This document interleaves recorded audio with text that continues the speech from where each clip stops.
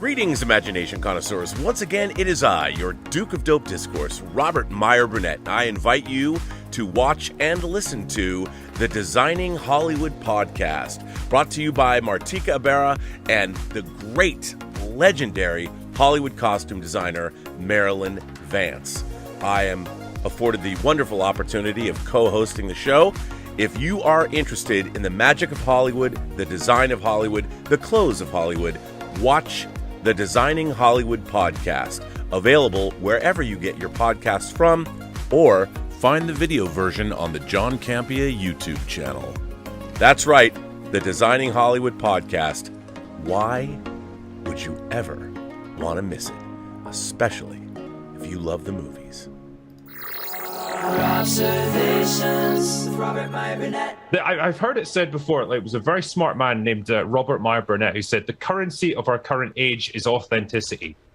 And it's so true.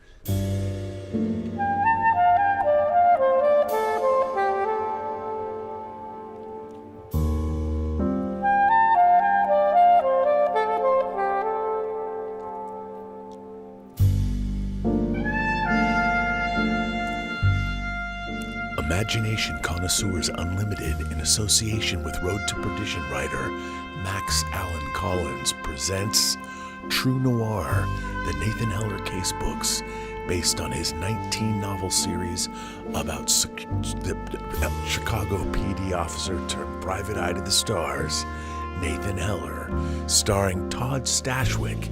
You loved him as Captain Liam Shaw in Picard Season 3, as Nathan Heller. Coming soon to a crowd-funded audio drama near you. Greetings, imagination connoisseurs. Once again, it is I, your Duke of Dope Discourse, your master of fun and wonder, your viceroy of verisimilitude, your sommelier of sci-fi and cinema and spice. And spice. Spicy. Your evangelist of the imagination and your existential Mr. Rogers. That's right, me, moi, Robert Meyer Burnett, and of course, Robcasting you from the Robservatory. You imagination connoisseurs, you members of this, the Post-Geek Singularity. This is Robservations, episode 940. So, last night, thanks to Chris Gore inviting me, kind of last minute, kind of not. He invited me to go with his movie crew. Went with a lot of other YouTubers, including Polly from the Latino Slant, Comic Book Girl 19, a veritable potpourri of people, James Wallace, my buddy, and a lot of other folks. We went and saw, went to the Burbank 16 and saw it in IMAX, Denis Villeneuve's Dune 2, the second half of Frank Herbert's 1965 science fiction epic Dune. And, long story short, you've heard me say it over the last 24 hours, it was stunning. It was a stunning achievement in every way. And it's my most eagerly... that and Megalopolis, Dune 2 and Megalopolis, Francis Ford Coppola's self-financed film that he's wanted to make for decades, are my two most eagerly awaited films of the year. And of course, I want to see Wolverine, or Deadpool and Wolverine, and all the Kingdom of the Planet of the Apes, everything that's coming out, Godzilla x Kong. But the thing about Dune is, I first of all, I have to, it's hard because I've been trying to, it's hard to discuss this. I have to take a deep breath. Watching Dune 2 made me think about cinema itself and what it used to mean to me and what it still does. And it's interesting because I was thinking about how the medium of cinema has changed, or at least the way I feel about it has changed, because cinema has gone through many iterations since I've been alive on this planet. Now, when I was born, you had movies in the theater and you had television. And the way it worked was, if a movie was in the theaters, maybe a year later, 2 years later or something, they'd play it on television, but it was heavily edited for TV. And they would have the TV version of movies, so any kind of dialogue that might have been offensive in any way was either cut out, excised, or dubbed. instead of, you MFer, it would be like, you mother hecker, or something like that. So that's all that there was. So if you wanted to see a particular movie, you couldn't just see it. There's no way to see it. You had to wait. A big deal. CBS would play Wizard of Oz once a year. The only way you could see Wizard of Oz, unless it was re-released in a theater, was to watch it with your family the one time it played with commercials once a year. That was it for the Wizard of Oz. It's the only way you could see it. There was no home video. Obviously, there was no internet in the olden times. And the funny thing is there were movies that were just wholly inappropriate to play on TV, that would just never play on TV. And other movies like Disney, for instance, Disney would re-release its animated classics every couple of years. So you were able to see Disney movies. Disney movies were something you'd go to the theater and see. And when I was growing up, they would have like movie days where they would, the local school system would have a gymnasium, like on a Saturday, play like a couple of movies. That's where I saw Pinocchio in Outer Space. And it would be projected off a projector. Somebody'd roll in a projector and they'd play that movie. All teachers they were projectionists back then. And that was the only way to see films. But I went to the movies a lot. But to me, a movie was to go to a theater. You had to want to see a movie, or your parents were taking you to a movie. You'd go to a specific venue. Obviously, that venue was a movie theater. You would sit in chairs, and as I was a younger man, the screens were even bigger. When you were a kid, they were much bigger. And the lights would go down. So there was a ritualistic aspect of going to the movies, which made them even more special. And for me, the thing about movies was people, not just the stories and the adventure and the excitement and the comedy, was larger than life. You would see people's faces 40 feet high. So the reality of watching a movie, like I watched TV shows. Like I could hang with Star Trek and The Outer Limits and Twilight Zone. Those were my favorite TV shows. And I would watch Sci-Fi Theater on Channel 11. I mean, those were the only 3 shows I really wanted to watch. And then I wanted to watch Sci-Fi Theater, and I'd have to go to Sunday school. So I'd come back from Sunday school. We'd usually get home, it was always like a thing. I'm looking at my watch going, we got to get home by 2. We got to get home by 2. And normally I'd get home like at 1:30, and you'd have half an hour. I'd get something to eat, and I would sit down in front of Channel 11 and watch Sci-Fi Theater. And Sci-Fi Theater was not, they weren't going to show like anything recent, because it was an independent TV station. It was whatever they would show, and whatever they would show would be movies that were like 1970. So they weren't going to show the Planet of the Apes movies, and they would show you mostly 50s movies, sometimes 60s Godzilla films. I mean, Godzilla versus Megalon was like the furthest out, but even Channel 11, I think that was the last Godzilla movie they showed. So Terror of Mechagodzilla, that's what, 74. You wouldn't get to see that. So it was great for me, because I got to see in heavy rotation the same movies, George Powell's movies, Destination Moon, Conquest of Space, When Worlds Collide, War of the Worlds, of course you've heard me say this a million times, being my favorite. But then you get all kinds of other crazy 50 sci-fi films. But suffice to say that cinema, it meant something to me, and in my mind it was different. It was a different thing than TV was. Now, the idea of cinema too is, unlike up until the latter half, actually really the beginning of the 20th century, there was no cinema. There was painting, theater, literature, music, but there was no cinema, because it didn't exist. It was a technological advancement of the late 1800s that was later applied and used in an interesting way. There wasn't even sound on movies other than somebody playing an organ, or maybe an orchestra or something playing to the screen, until the late 1920s. And even then, throughout the 30s, sound was in its embryonic phases. There's certainly no stereo sound. You didn't have Pro Tools. You weren't, the sound mixes of movies were not particularly sophisticated. So, I mean, really, when you think about it, we're not even 100 years into the modern era of cinema. There has not been sound movies. It's been less than 100 years since we've had sound film. So the art of cinema is a young art. relatively speaking, according to human history. And which is astonishing, which means while we lost a lot of the silent films that existed in the teens and 20s in the early part of the 20th century,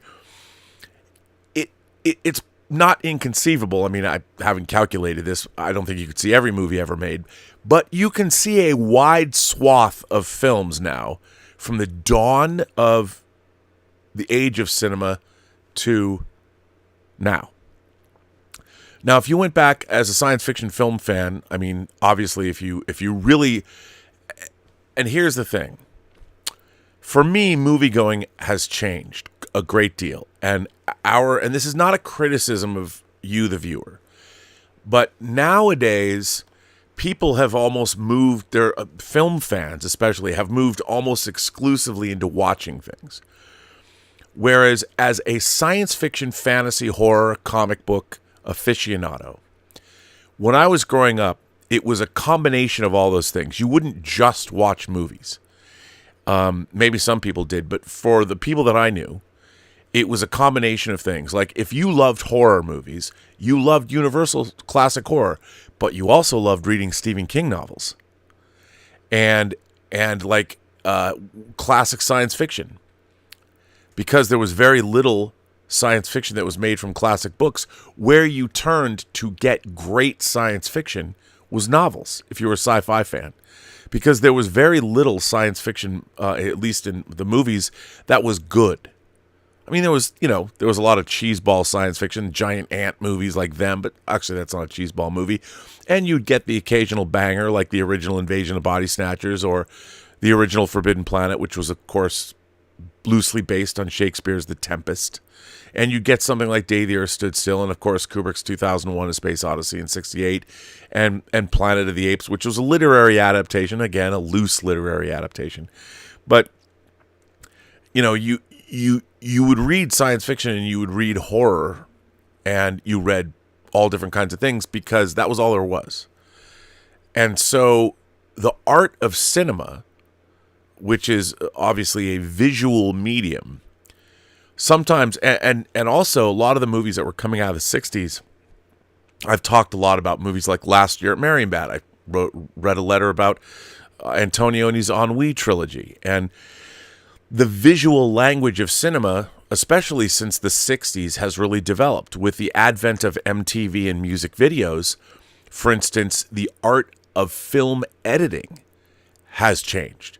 And the idea that music videos could prove that images could be flashed faster in front of our eyes, and we could still understand a visual language. It took a little bit to, like when Tony Scott's The Hunger came out in 1983, they told a lot of that story through these flashbacks. So you learn that Marion Blaylock lived 2,000 years ago, and she was an Egyptian princess or priestess or whatever, and she was feeding on people as a vampire 2,000 years ago. But those are really quick flashes, and that was all done in a cinematic language. No one ever really came out and said, remember when I was an Egyptian priestess and I used to sacrifice people and drink their blood 2,000 years ago in Egypt?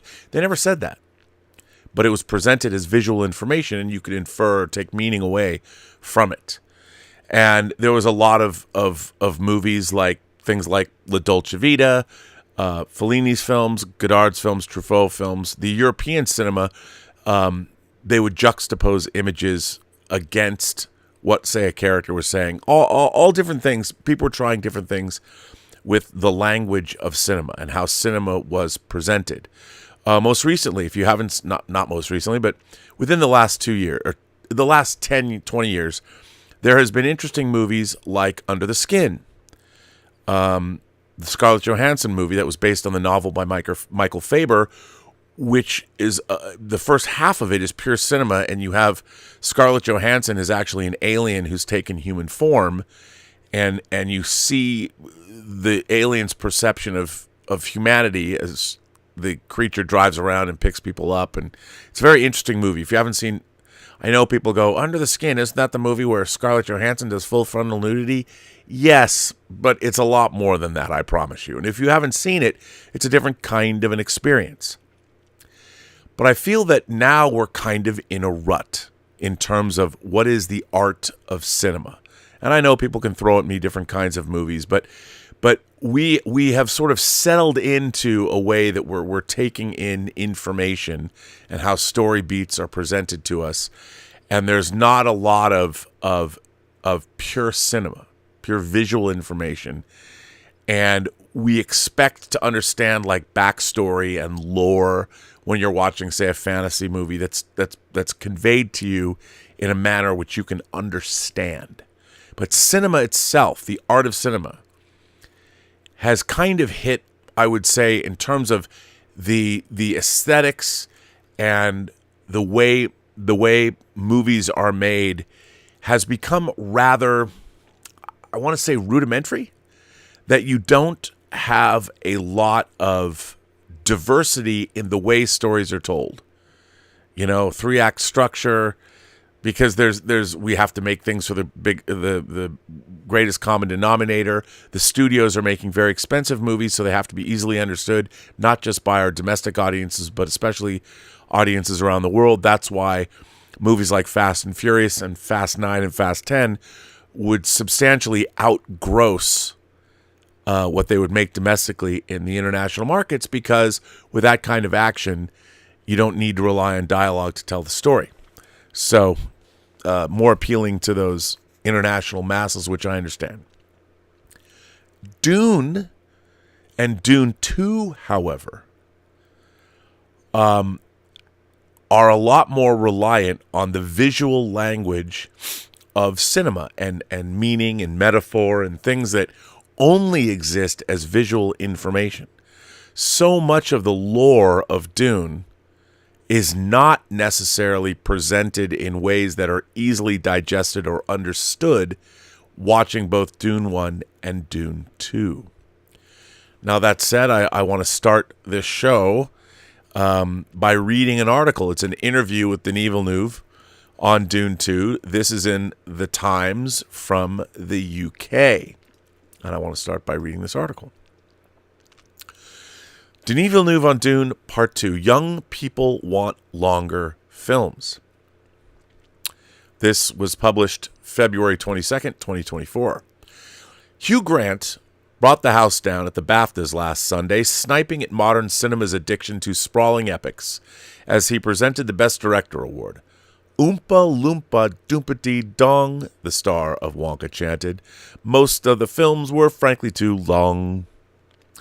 What would he make of Denis Villeneuve? By the time viewers are done with the writer-director's second Dune, imaginatively titled Dune Part 2, and the original, they will have spent 5.5 hours exploring the planet Arrakis and its worms. David Lynch's 1984 version of Frank Herbert's epic science fiction novel wrapped things up in about 2 hours. We have met for coffee during his mammoth publicity tour for the sequel, starring Timothée Chalamet, Zendaya, and Florence Pugh, which will probably end up being this year's most successful film at the box office. He is a serious man in a suit. In many ways, the Quebec-born auteur is the Canadian Christopher Nolan, a director on a mission to bring his spectacular but naughty epics back to cinemas. His CV is exceptional and studded with hits, from the Aliens on Earth Arrival to the drugs thriller Sicario and the stellar reboot Blade Runner 2049. Surely, I ask Villeneuve, the studio told you, get on with a bit with Dune Part 2? No, he says. It was almost the opposite, he says with a smile, adding, I trust the audience. Yet, I say, look at Peter Jackson's Hobbit films or the prolonged finish to the Harry Potter franchise. Surely more is not always more. But this story's too dense, Villeneuve says. I would never make Dune as one movie. This was the only way I could succeed. At 2 hours and 46 minutes, Dune Part 2 is 10 minutes longer than the first. I also think of Oppenheimer, he continues. It is a 3-hour rated R movie about nuclear physics that is mostly talking. But the public was young. That was the movie of the year by far for my kids. There's a trend. The youth love to watch long movies because if they pay, they want to see something substantial. They are craving meaningful content. I absolutely agree with that. I don't know if the youth of America or the youth of the world wants longer movies, but I agree that everyone is craving meaningful content. Villeneuve has a point. The first Dune made $443 million, impressive considering it came out at the end of the pandemic in October of 2021 and was available simultaneously at home and in the cinemas. I hope I'm not... sorry, it was coming off the page here. It seems like Hollywood is confused about films lasting more than 2 hours. For years, execs have opted for the simplistic, convinced that attention spans died out when the first person logged on to TikTok. Despite that, film fans are sitting down and concentrating far longer than ever. Dune Part 2 picks up where the first film left off. Paul and his kooky mother, Jessica, are from the regal family of House Atreides, most of whom have been murdered. The duo are walking through Arrakis with Chani. Actually, it's actually Chaney is the proper pronunciation of her name, even though we've all been saying Chani for a long time, just like we were saying Harkonnen until this movie, Harkonnens. But Chaney, who is one of the Fremen folk, all are hiding from the horrible House Harkonnen, and while further explanation would fill the whole page, I sympathize with Villeneuve. Let's just say that Austin Butler is playing a sadistic, Right Said Fred lookalike, and Chalamet rides a giant phallus that the script calls a worm. Or, as Josh Brolin, who plays the soldier Gurney Halleck, posted this week on Instagram, robot lady Zendaya and Wonka fall in love. Then Elvis tries to fuck it all up. Midsummer hottie Florence Pugh puts eyes on Wonka after his mom gets caught taking LSD in a sandy bathroom. Fans of Dune will simply be relieved this film is here at all. Villeneuve's first blockbuster ended abruptly, and there was a deal in place that the sequel would only be made if it was a hit. I accepted the gamble, Villeneuve says. I just finished Blade Runner 2049, which was a critical success but not a box office blessing, so I was humble. I had to prove myself, and cinema is a blend of industry and art. There is risk, and Wall Street hates risk. But surely it would have been bizarre to leave the second half of the story hanging? Honestly, it would have been a bit mad. The first Dune was released into a very difficult time. Its release date shuffled around the schedules depending on lockdowns and when the Bond film No Time to Die was due out. Villeneuve was gutted. His films use immersive scale with sound and vision to blow you away. And he says the big screen experience is at the very heart of cinematic language. He always watches his movies with audiences. I need to see people react, he says. It's moving, and after watching it with them, I can let the movie go. Villeneuve, whose first language is French, was born in 1967 and started by making short films inspired by Stanley Kubrick and Alfred Hitchcock. By 1998, the director was at the Cannes Film Festival with the low-key drama August 32nd on Earth, while 2009's Polytechnic, about a shooting at the University of Montreal, further made his name as a director of dark power. By 2013, he was in Hollywood with the psychological abduction drama Prisoners, starring Hugh Jackman, but if you have seen only one of his films, it was probably the beautiful Arrival, in which Amy Adams, grieving her daughter, is tasked with communicating with aliens. I say that his films, Dune Part 2 included, often involve the aftermath of violence or trauma. Why focus on that? Hell is repetition, he says with a sigh, and so how to stop the cycle of violence interests me. Which brings us to the real world. Reflecting society and its struggles is what the best sci-fi always did. Villeneuve picks out 2001: A Space Odyssey's existential questions about the birth of intelligence and Blade Runner's exploration of loneliness in an urban landscape.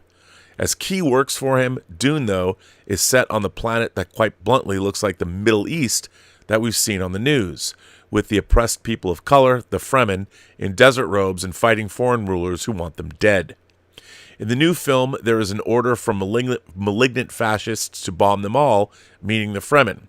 After one raid, Villeneuve shows a bloody child, and no matter which side you are on, it's hard to watch and not think of Gaza. The book was written at the beginning of the 1960s, Villeneuve says slowly and carefully. I finished the cut before all of these recent sad events. I didn't change a frame, but it's reality. Herbert was inspired by the reality of his time, and frankly, that reality has not changed. We're in a never-ending cycle of violence. Does Villeneuve think about the political impact of his films? Yes, but it's not a celebration, he insists, referring specifically to Dune Part 2. It is a warning. I love the idea that you can talk about these subjects because it's science fiction in a culture that doesn't exist. I made sure every single gesture in the film is made up, but when Herbert wrote the book, he was inspired by history. So the Fremen are people from the desert inspired by the Middle East. Their land is colonized, and I respected that. Herbert's second Dune novel, Dune Messiah, includes a war in which 61 billion people die. One day, it may become Villeneuve's third Dune movie, and he's excited by the prospect. There is absolutely a desire to have a third one, but I don't want to rush it, he says. The danger in Hollywood is that people get excited and only think about release dates and not quality. If a third Dune does happen, expect Villeneuve to go rogue. What I like most about his films is the extraordinary architecture and shadow he conjures. No director today channels German expressionism to the extent that he does, while certain scenes in Dune Part 2 evoke Leni Riefenstahl. Frankly, I hate dialogue, he says, laughing, which is a fun thing for one of the screenwriters of Dune Part 2 to say. Dialogue is for theater and television. I don't remember movies because of a good line. I remember movies because of a strong image, which obviously I would say to some of us, we remember movies because of a good line. But I understand Denis Villeneuve falls on the side of cinema. I remember movies because of a strong image. I'm not interested in dialogue at all. Pure image and sound, that is the power of cinema. But it is something not obvious when you watch movies today. Movies have been corrupted by television because TV had that golden age and execs thought films should copy its success. Exactly. Villeneuve smiles. In a perfect world, he says, I'd make a compelling movie that doesn't feel like an experiment, but does not have a single word in it either. People would leave the cinema and say, wait, there was no dialogue? But they won't feel the lack. So without leaping ahead, if he makes Dune Messiah, could he make it dialogue-free? I would absolutely adore that. Don't bet against him. If this second Dune makes enough money, he will be hard to stop. So that I thought was a really interesting article. Oops, hey, Vernon Wells was on the show once. Remember that?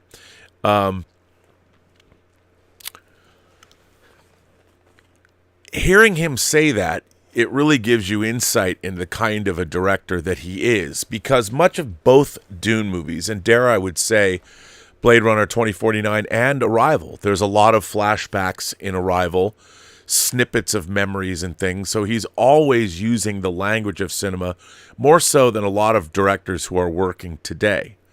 And I would say if you're choosing to rely on imagery only, your command of cinema, especially as a director, goes to a notch above, because you have to not only be able to understand how to present those images, you also have to present them in such a way where you allow your audience to understand what you're trying to tell them through images alone. And that is something that to me is a mark of that takes you up a notch as somebody who's directing a film. Now, the profundity or lack thereof of Dune for viewers, for audiences, is how much they can accept, I think, visual information and find meaning in it. And I think that a lot of people, and I was on Chris Gore's Versus show earlier today, talking about Dune with a very esteemed panel, some very familiar with the books. Dune has a lot of lore in it. For instance, the sandworms, what I found pretty interesting about Dune 2 is Dune 2 doesn't so much deal with the lore of the Bene Gesserit. It doesn't deal with the machinations of the worms. It doesn't even really talk much about spice. Why is spice even important? What does it do to people? I mean, for those of you who are familiar with Frank Herbert's novels, you'll find out where the sandworms come from, and it's kind of interesting. But what spice does, extends life, extends consciousness. It also evolves humans into something else, including guild navigators that can fold space. Space travel is reliant upon human beings who mutate enough to where they can fold space. We haven't seen third stage guild navigators in Denis Villeneuve's Dune. We saw them in David Lynch's Dune near the beginning of the movie, where we also met the Padishah Emperor Shaddam IV of House Carino, with who we meet in this, played by Christopher Walken, and Virginia Madsen played Princess Irulan in the original Dune, but Florence Pugh plays her in this to radiant effect. I love Florence Pugh. I think she's amazing. But the interesting thing is, this film works on a mythological level. And I'll flat out say, I think that Dune 2 is one of the most gobsmacking examples of science fiction cinema ever made. And I think that Dune 1 and Dune 2, from a purely cinematic standpoint, are a monumental achievement. Now, I would say this. For people that are used to listening to lots of dialogue, to have things explained to you, I would say that Dune and Dune 2 don't do enough of that for those people. Now, when Dune, it's interesting. Back in 1984, in December of 1984 to be exact, both 2010, Peter Hyams' 2010, and David Lynch's Dune were coming out. Both of those were obviously literary adaptations. Now, as a science fiction fan, as a film fan, I wasn't going into either one of those having not read the books. Now, I had started reading the Dune books when I got the first 3 Dune books from the Science Fiction Book Club, which is, as we all know, Dune, Dune Messiah, and Children of Dune. The Sci-Fi Channel miniseries adapted Dune and Children of Dune with a little bit of Dune Messiah thrown in there for good measure. And then, of course, 2010, Odyssey 2 was the sequel to 2001 that Arthur C. Clarke had written. And I think both films came out, and both films fell short for a number of reasons. Obviously, 2010, which, by the way, I think is quite a good science fiction action adventure movie, which at the time, it put a little bit of too much real-world politics in it that wasn't necessarily in the book, that made the film horribly dated, up until now, when it's not so dated anymore, which is really interesting. We just saw ISS come out that has a big 2010 aspect to it. And then Dune obviously was a very troubled production that David Lynch sort of disavows, but there's a lot of interesting stuff in it. Interestingly enough, David Lynch's Dune gets more into the lore of things. And Denis Villeneuve's Dune sort of stay away from all that. Like, you don't really understand that in the Dune universe, there are no computers. Computers have been destroyed in the Butlerian Jihad. That you can no longer, and it's, I don't know if people who haven't read the books understand this, but that's why the technology in the Dune universe isn't digital. That they've completely got rid of, they outlawed any machine that is built in the form of reflecting a human mind. There's none of that in the Dune universe. And there are characters called mentats that are trained to be human computers. And Thufir Hawat is a main character, part of the Atreides clan, that was a main character in the latter half of the book. He was in Dune, and in Dune 2, he doesn't appear. He's completely excised from the story. Now, I can understand in an adaptation you lose characters like that, but Thufir Hawat, when he's captured by Baron Harkonnen, he's working behind the scenes to help Paul, even though he's a captive. And whenever he can, he thwarts the Harkonnens' plans, but he's still captive and he's being poisoned and they keep him alive. And none of that appears in Dune 2, which I can understand. Now, also, there's a whole other thing. In the Dune universe, there are a bunch of other great houses other than the Atreides and the Harkonnens, and they're called the Landsraad or the Landsraad. And they don't really so much deal with any of that until the end of the movie. I mean, if you know the book, you know what happens. But a lot of that stuff has been left behind. And we don't even see guild navigators or any of their ilk in Dune 2.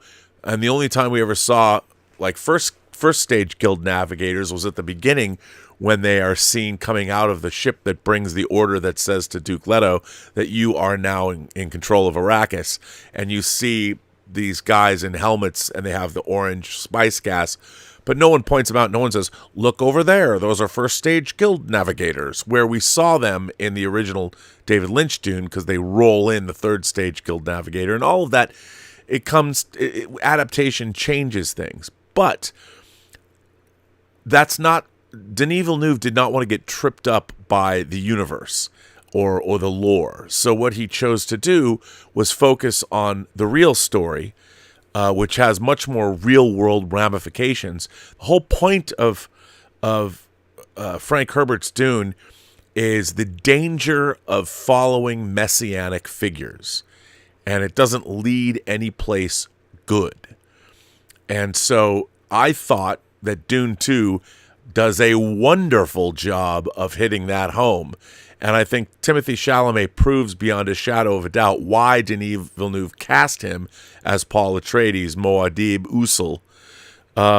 Tell me about your homeworld, Usul, if you know the first Dune, the Lynch version of Dune. And it's interesting because after watching both parts of Denis Villeneuve's Dune, you can go back and compare and contrast it to the CBS or the Sci-Fi Channel miniseries, and you can compare it to David Lynch's Dune. By the way, if you've never seen David Lynch's Dune before, might I suggest that you seek out the Spice Diver fan edit of Dune that incorporates a lot of material that wasn't in the theatrical version. It's pretty interesting, and if you have the play-on version, the Coke version from Germany, they actually included the Spice Diver version of Dune on their disc set, which is now being re-released as a box set instead of coming in the plastic case that I actually have over there. But I do think that the Spice Diver cut of Dune is the best version of Lynch's Dune that exists. Sacrilege, I know. Kind of the same way that I really like the assembly edit of David Fincher's Alien 3. That's my preferred cut of the film. Call me a Philistine if you might, but seek out. It's on YouTube. They pull it down, but I guess it'll pop back up again. Just look for the Spice Diver cut of Dune. Very interesting alternative point of view. But again, so a lot of the Dune purists like the Water of Life. I think even like the Lynch version sells the idea of what's going on with that a little bit better. But for a pure cinema experience, in terms of what the art of cinema can do, I think Denis Villeneuve's Dune 1 and now Dune Part 2 are some of the most extraordinary, if not the most extraordinary science fiction film ever made. I mean, if you think about it, if somebody were to ask you, what are the greatest science fiction movies ever made? I think 99% of people would say 2001 or Blade Runner. Those usually are the first two movies that are thrown out. Star Wars is a space fantasy. I don't think I love Star Wars. I love Empire Strikes Back, but Star Wars is right up there with most people's. And I think Star Wars was a great cinematic experience in its own right back in 1977. But in terms of the concepts of science fiction dealing with man's place in the universe, Star Wars is a swashbuckling fantasy that's set in space, whereas both Dune and Blade Runner and 2001 are truly science fiction films that are grappling with science fiction issues. So I think that Dune is right in that pantheon. And of course, and to be fair, I would say that Arrival, not the Zane Zeminski, Charlie Sheen Arrival. That's The Arrival. That's David Twohy's The Arrival, which is a lot of fun in itself. Ron Silver is an alien. He knew what he was doing back in the day. Rest in peace, Ron Silver. But I think that, Dune it's in the conversation. It's easily, and if Denis Villeneuve ends up making Dune Messiah, which, by the way, I heard from the very beginning when this was starting out, I've said it before, that at Warner Brothers, the idea was always going to be to make 3 Dune movies. You were going to make Dune, Dune Prophet, which actually, when you see this movie, Dune Prophet is exactly what I would have called it, and then Dune 3 is Dune Messiah. And obviously, if they're going to change Dead Reckoning, Mission Impossible Dead Reckoning Part 1, why not just change these movies to Dune Part 1 and Dune Part 2 and then name the next one Dune Messiah, which you could. But Dune and Dune Prophet would have been cool, but of course they didn't know if they were going to make a second Dune. I would love to see a spreadsheet or a budget done how Dune would have cost a lot less if they had shot Part 1 and Part 2 at the same time. I'm just curious about that. But I know that Warner Brothers was a little risk-averse, as is Hollywood, and they could have looked back and made Dune 1, 2, and 3 all at once. Again, it really depends how much this movie's going to make. But Dune 2 is one of the most extraordinary cinematic experiences that you can have in a theater. I was blown away. The word gobsmacked comes to mind. I don't use it nearly as much as I use the word verisimilitude, but my God, this film, and from a cinematic standpoint, the film is John Campy always says movies are experiential events. Well, if that's true, then this is right at the top. And I would say it's amazing that we got a second Avatar movie. We got Dune now. You know, we're getting. There's only a very few filmmakers on the planet Earth that can work at this level. Christopher Nolan's certainly one. And what's interesting is they followed the same career trajectory. All of these filmmakers began as independent filmmakers. They made a couple of movies. They were noticed by the studios, and rather than jump into a franchise right away, they were directing studio movies that were like Christopher Nolan made a remake of Insomnia before he did Batman. And then Batman was kind of a moribund franchise. They threw his way to see what he could do with it, because there's no way it could be worse than Batman and Robin. So whatever he came up with, he'd already proven himself, you know, in 3 independent movies. And then he was kind of given the reins to do what he wanted with the franchise. And look, I love Blade Runner 2049. I think what Denis Villeneuve did with it was extraordinary.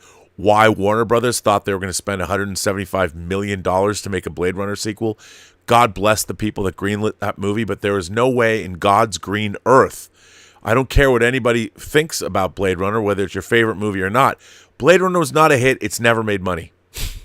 And the idea that somebody's going to spend there's a whole different thing. People say, well, Rob, you talk about how Terminator was a $6 million movie and Terminator 2 was $100 million. Different story.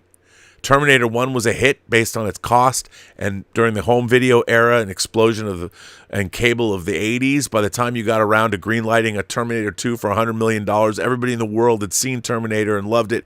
It made sense, and there's a reason why Terminator 2 was the highest grossing movie of 1991. I mean, come on, folks. But Blade Runner, God bless Warner Brothers for letting Denis Villeneuve make Blade Runner, because Blade Runner 2049, I love this movie. I love it. I think it's one of the best sequels ever made, although I had a long conversation with producer Brian Fuller, and he almost convinced me. He has a really good reason about why it's not as good as everyone thinks it is, and I had to agree that he has good points to make. I would dare say, though, that Blade Runner shows you, beginning with Arrival, Blade Runner 2049, and now Dune 1 and Dune 2, I think Denis Villeneuve has shown that as far as cinematic sci-fi filmmakers go, no one's done it better. I mean, let's sing Carly Simon's Bond theme for him. Nobody does it better. Makes me feel sad for the rest. It's true, because no one can touch him. Nolan can't do it. Nolan's good, but not as good as Denis Villeneuve. He could be, but I think Christopher Nolan, look, Denis Villeneuve speaks French. The man's a lover. Christopher Nolan's more of a thinker. He's British. I don't know what that says about me. He's got a, you know what I'm saying? France. Even though I know he's from Montreal, but he's basically a French guy. It's his first language. I get it. Just because he's in Canada doesn't mean he's not a Frenchman at heart. We all know he is. But there's a difference there, and I do think that there is a romanticism in Denis Villeneuve's work that doesn't exist in Christopher Nolan's, and there's a romanticism in James Cameron's work as well. I think James Cameron can work at this level, but he is much more interested in everyman stories. I don't think James Cameron would ever make a movie about a reluctant messiah who's going to fulfill a prophecy, even though he's just... What I really liked about Dune 2 is that Paul Atreides is playing the Game of Thrones.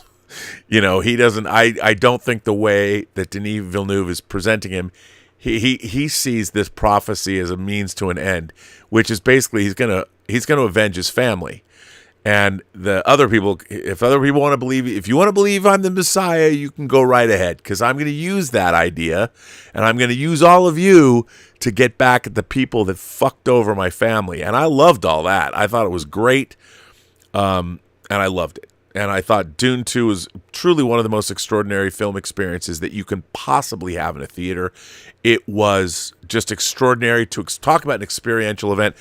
Also, do not go see this movie. I know some people don't live around IMAX theaters, but because this movie, for its maximum impact, it really does require that you see this film in an environment where you see it on the biggest screen possible, where the most thunderous, you need to have, if you're a guy, you should feel the sound in your balls. I mean, your testicles should rattle the entire time. You should feel your bones shaking, because a lot of that is part of the effectiveness of the movie is that way. So please, I implore everybody, go see this movie at the biggest screen possible, and see it, to experience it, because it is truly an extraordinary experience. Now, for some people, it's not going to be for them. And as I've talked about on this show, there is now an expectation that having ambiguity and asking people to find meaning in things, especially in America, I don't think, like I've often said, that I don't think a lot of audiences today are trained. We haven't learned anymore. We're not being taught anymore to watch movies that are pure cinema. We're so used to waiting for people to tell us what's going on, the plot being conveyed through dialogue, that to be asked to watch something where so much information is being conveyed only visually is not something people are used to. It's not that people are dumb. They're just not used to doing that. And I think Denis Villeneuve has been, people will say, like, why is there so much music going on? Why, like, if a spinner is flying over California and you're looking at the smoky, horrible atmosphere and what you're looking at, that in itself is conveying information to you about the desolation of the natural world and all that. I mean, you don't need me to explain it to you, but a lot of that is the plot. It's being conveyed through imagery, not dialogue. And once you settle into that and you start to look to that, it's an easier thing. I mean, I've already had people say, well, Rob, I understand what you're saying, but I fell asleep in the first half hour of Dune. And I understand. I get it, because people are expecting to be given information a certain way. They're used to watching movies in a certain way. They're used to watching a certain kind of movie. And I get that. But Dune requires you bring more into it with you. It's like what Yoda said in Empire Strikes Back. Well, what's in that cave? Only what you take with you. A movie can only work. You can't expect a movie like this to meet you on your terms. You need to go meet that movie on its terms. Kind of like life. In this day and age, we don't have much of that. Well, everyone's expecting, I want the world to be exactly the way I want it to be. I want everybody out there to call me what I want to be called. I want everyone out there to know everything they need to know about me, me, me, me, me. That doesn't work. Doesn't work. This movie expects something of you. As a matter of fact, it honors the audience by knowing the audience is smart, expecting an audience to be smart. And Denis Villeneuve sets the table and says, listen, I'm giving you something that I have put all of my heart and soul into, because I know that you will appreciate what I've made. And I think that's the highest compliment a director can pay to the audience. And I felt when I was watching this movie, I was in the hands of a master craftsman who knew how much I would love this film. It was as if he knew what it's happened so infrequently in my life, where movies, like, literally I sat there and I felt that when it was over, I was transformed a little bit. I was part of me was accentuated in some way. I felt that when I watched all Bob Fosse's All That Jazz, even though Elizabeth thinks I just like movies about philandering artists. That is not true. Alan Hymes' editing in that movie literally changed my life. When I saw Star Wars for the first time, my imagination was opened. Close Encounters, same thing. The 1-2 punch of Star Wars and Close Encounters near the end of 1977, those two films showed me the possibility of what can happen in a cinema to your mind. And this is one of those movies. And what I love is that there's going to be a whole group of people. There's going to be people that see this movie. Their lives are going to be changed forever. I know that seems like it's hyperbolic, but I'm not kidding. There's people, especially like Denis Villeneuve is talking about. There's going to be young people in this movie that watch this movie that don't know. It's sad to me though that like I've said on this show many times, it used to be that it was understood if you were a fan. No one was a movie fan that I knew. No one was a fan of science fiction, fantasy, and horror and comic books and all that. You read. People don't read anymore. But when I was growing up, when I was a teenager, when I was in high school, people read. We talked about books. I mean, I'd go to conventions and talk to people about books. I would meet authors when I was a teenager. I knew the old ladies that worked at Island Books, where I'm from, on Mercer Island, and I would go down there and I was constantly ordering books from them. And, they would call me up and I would run down and get them. It was a big deal. And whether it was British horror novels by Graham Masterton or James Herbert, wholly inappropriate, or the saga of Pliocene Exile, which is a great Julian May. There was a lot of great stuff that, I mean, books were as exciting to me as movies or TV were, sometimes more so, especially if you found a really great series to read. And nowadays that doesn't happen. And Dune, of course, when they would translate, it was so rare something would get translated. But what I would say to anybody who's interested in Dune, what's really cool is the way that the story unfolds in Dune. I don't want to ruin it for anybody. It doesn't unfold like a traditional narrative. It has very interesting narrative devices that it uses. And I would say that Dune the novel, like if you read Dune the novel before you go see Dune 2, or if you haven't seen Dune 1, or even if you have seen Dune 1, if you read the novel, they truly, Denis Villeneuve's Dune 1 and Dune 2 beautifully work in tandem with the novel. And I would say that do yourself a favor and read the novel and understand that there's certain, when you're adapting things there are certain things that are changed in the book, just like there were in Lord of the Rings. A lot of things were changed in Lord of the Rings, but Philippa, Fran, and Peter got the essence of Tolkien. I think Denis Villeneuve gets the essence of Frank Herbert and brings us something that is truly extraordinary, and also does not diminish. And by the way, it is varying degrees of quality, but all 6 Frank Herbert Dune books are worth reading. Now, I'm not saying that Kevin J. Anderson and Brian Herbert's extensions of the Dune universe are not worth reading, but to me, it's all fan fiction.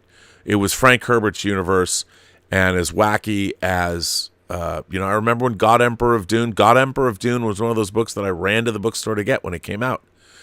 And God Emperor, Heretics, and Chapter House Dune go in some pretty weird directions. And by the way, Dune gets really weird. It gets really, really, really weird. And what's the funny thing about Dune 1 and 2 is they stay relatively grounded compared to how really weird the books become. But anyway, I didn't want to give some kind of a spoiler review, but I wanted to just, I tried to sit down last night when I got home and record my thoughts after I had my drive home. I talked to Bill Hunt from the Digital Bits about he'd seen it too, and we're just marveling over what we had seen. I mean, we're still lucky that in Hollywood, the mess that is Hollywood. I mean, there was a huge shakeup at Disney in 20th Century Studios today. I mean, as Hollywood has these seismic shifts, all these people playing their own Game of Thrones at the boardroom level, to have Denis Villeneuve come out and to have Oppenheimer competing for the Oscars, and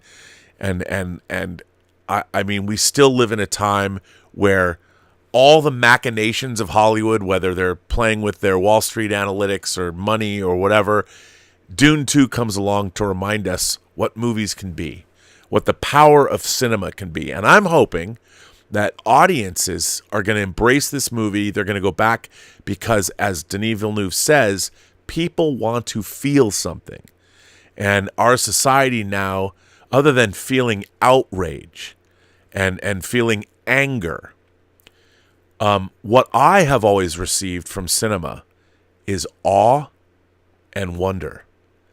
And I've been getting that since I was a kid. And when you see this film, it will inspire awe and wonder in you. And when you walk out of the theater instilled with that sense of awe and wonder, there is no better feeling. Because you know what? A population that's filled with awe and wonder and not over messianic figures that you think are going to change your life, but by experiences and emotions. If you're filled with awe and wonder from that sense, who knows what you can do with your life? Who knows what those feelings of awe and wonder will inspire in you? And it's interesting that this movie's coming out in an election year, because the last thing this movie would tell you to do is believe in the power of one individual to come and lead you. By the way, a lot of people are still going to believe like, oh, well, this movie is about the savior of us all. No, it's not. Remember, in Dune Messiah, 61 billion people die. Not a good thing. But anyway, it's a great thing that you get from Dune. And now I would like to start. I got letters to read and super chats, and a lot of people. Wow, there's a lot of people writing stuff in. Let me. CB became a member of the channel. Thank you, CB. I appreciate that. Carl White is a PGS hero, and Sheriff Carl says. He sends in a tip and says, saw Dune 2 last night. Wow. I mean, I was more high from the movie than I was on the dank nugs smoked beforehand. Incredible cinema. Wish my dad was still here to see these films. So glad to get a film of such high quality. Seeing it on shrooms next week. Next viewing experience. Well, Sheriff Carl, I wish I was up there in Seattle and I could go with you to see Dune 2. Do they sell the IMAX screen at the Pacific Science Center? Sheriff Carl goes on and says, after the movie, my friend of 30 years and I had to go to the local dive and just gush and rave about it drunkenly for 5 hours. I did that too. We went, I didn't drunk and rave. I had to drive. I did have a pint, actually a 23-ounce IPA at the Yard House. But it was, we all went, you have to talk about this movie. That's one of the great things. Go to a movie, and have a slice of pie, and isn't that what happens in True Romance? And Jennifer Starzik told me that. She likes to go to the cinema and the costume designer and jaw about things afterwards. I think she'd be a great person to do that with, too. But, yeah, you got to do that. Imagine getting studios to make more films with this care and love for great world building. Well, I've been musing all day. I would really love to have been a fly on the wall in the boardroom when the executives at Warner Brothers saw the first cut of this movie. I would love to know. Would they give Denis Villeneuve notes? I mean, what do? Do you call him up and talk about, plot points and things that aren't clear? I mean, I can only imagine. If just imagine people that work in a boardroom or people that have Ivy League business degrees watching this film in its full glory in this iteration, or even a longer version, and being asked to give notes to Denis Villeneuve. I can only imagine. I wish all filmmakers were able to make movies like this. I really do. But there's probably 5 in the world. But you know what? Hollywood should cultivate this, and they can if they want to. You've got to give all these directors had time to work on their craft. Denis Villeneuve did not just roll out of bed and was able to do this. So, yeah, we need more movies like this. The world would be a better place. Imagine getting studios to make more films with this care and love for great world building. Yes, absolutely. Jesus Gutierrez says, long live cinema. Let's hope that's what we're going to get more of.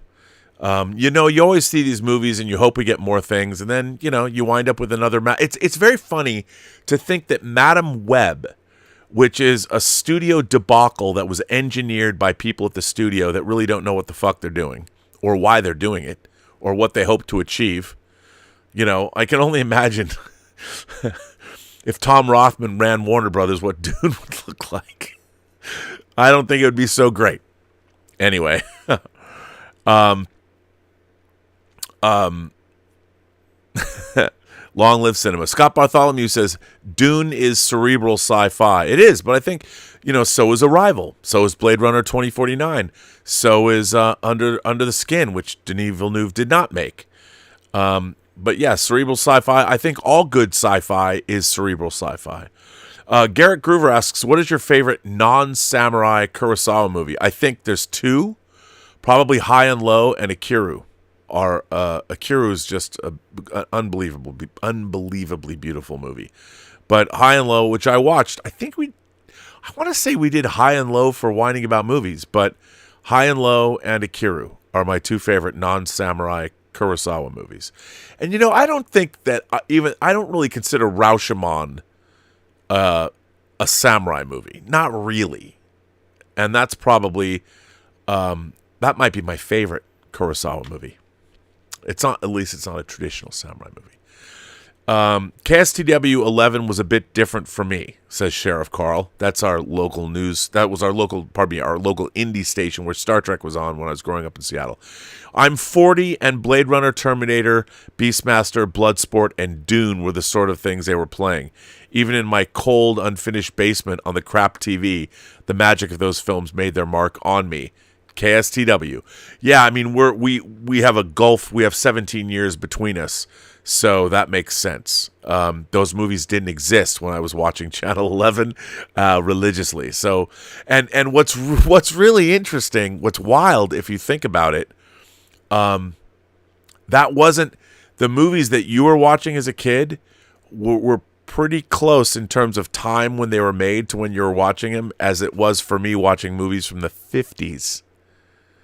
I mean, War of the Worlds came out in 1953, and I was probably watching it in 72, so less than 20 years. I mean, that's pretty crazy. If you think about now, if something came out in 2005 and I was watching it now, it's wild to think about. Darth Dragonborn says, saw Balance of Terror for the first time. What a freaking masterpiece. And I think Court Martial is almost just as good. What Darth Dragonborn is talking about is the first season of Star Trek, the original series. The original series is actually amazing, and Spock is such a badass. I got the Mirror Spock 6-scale figure. You got the Exo 6. How great is that Exo 6 Mirror Spock figure? It's amazing. I love when people, you know what? I've always said this. For all the people that write off the original series now, the people that are open to it, and you go back and you watch the original series is Star Trek. I mean, you can say what you want, but the original series is Star Trek. And for 21 years, the only Star Trek that existed was the original series. So I understand if you are born a lot later and you started watching Next Generation and that was your jam, that's fine. And you go back and you watch the original series, it's, the original series is the way to go. For me, that's what I grew up with, and it was there my whole life until the advent of Next Generation. I was in college when Next Generation came out, so I was completely shaped by the original series. But Balance of Terror, you watch Balance of Terror even now, even for anybody, Balance of Terror is an incredible episode of TV. And if you've never seen, I love hearing from you, Darth Dragonborn. It's fantastic to hear you say that. I love that. John Early sends in a tip and says, hey, Robert, I wanted to ask you what your favorite movie moment from cinema in general. Oh, my God. For me, outside of the big blockbuster summer tentpole films, I believe my favorite moment is Ferris Bueller on a parade float lip-syncing Twist and Shout. Well, that's certainly a great film moment. I love that. Shout out to Marilyn Vance, who's the costume designer of that movie. And for those of you who don't know, Marilyn Vance is the person that started the Designing Hollywood podcast, and it was Marilyn Vance that got me to host it, and Martika Ibarra. Wow, I can't even begin. I mean, I can tell you, I mean, there's so many movie moments I had that I can remember. I mean, the first time I literally jumped out of my seat in a movie theater was when Matt Hooper pulls out Ben Gardner's head in Jaws. I was 8. That was an amazing experience. When the mothership finally arrives in Close Encounters, I mean, that was incredible. The entirety of Star Wars, the entirety of Dawn of the Dead. When I first saw Dawn of the Dead in the theater, I saw Dawn of the Dead. I wasn't supposed to, they weren't supposed to let me in. My dad lied, got me into the theater opening night of Dawn of the Dead at the UA 70. Same theater I saw. There was the UA 150 and the UA 70, and they were the UA theater on the corner of 6th and Blanchard in downtown Seattle. They fucking blew it up. Now, literally, it's 2 blocks. They were 2 blocks away from where the Amazon headquarters is in downtown Seattle. Those things should still be there. But I mean, there's so many movie moments that I remember in my life that I couldn't even begin to tell you. There's so many different. I wouldn't even know what to say to that. Coach sipping Jamba Juice out of a straw says, Rob, there's at least 3 good reasons to watch Madam Web. Sydney Sweeney and her 2 good reasons. Yeah, but wouldn't you rather just watch Euphoria? I mean, yes, it's true. But, yeah, you know what? As I get older, I have a lot less tolerance for shitty studio movies that should, by all stretches of the imagination, be good. In this day and age, I can't believe that you have Tom Rothman that presided over a studio that gave us X-Men and X2 and then gave us Elektra and X3 The Last Stand. How does he allow a movie like Madam Web to get made under his watch? You have a lot to answer for, Tom Rothman. Come on, man. Do better. 1001 Johnny sends in a tip. How are you, sir? Cheers, Rob. My brothers actually got to see Dune 2 Sunday night because they were looking to buy tickets ahead of time but found a theater with an advanced screening. Yeah, they had the big fan screening yesterday. That's where we went.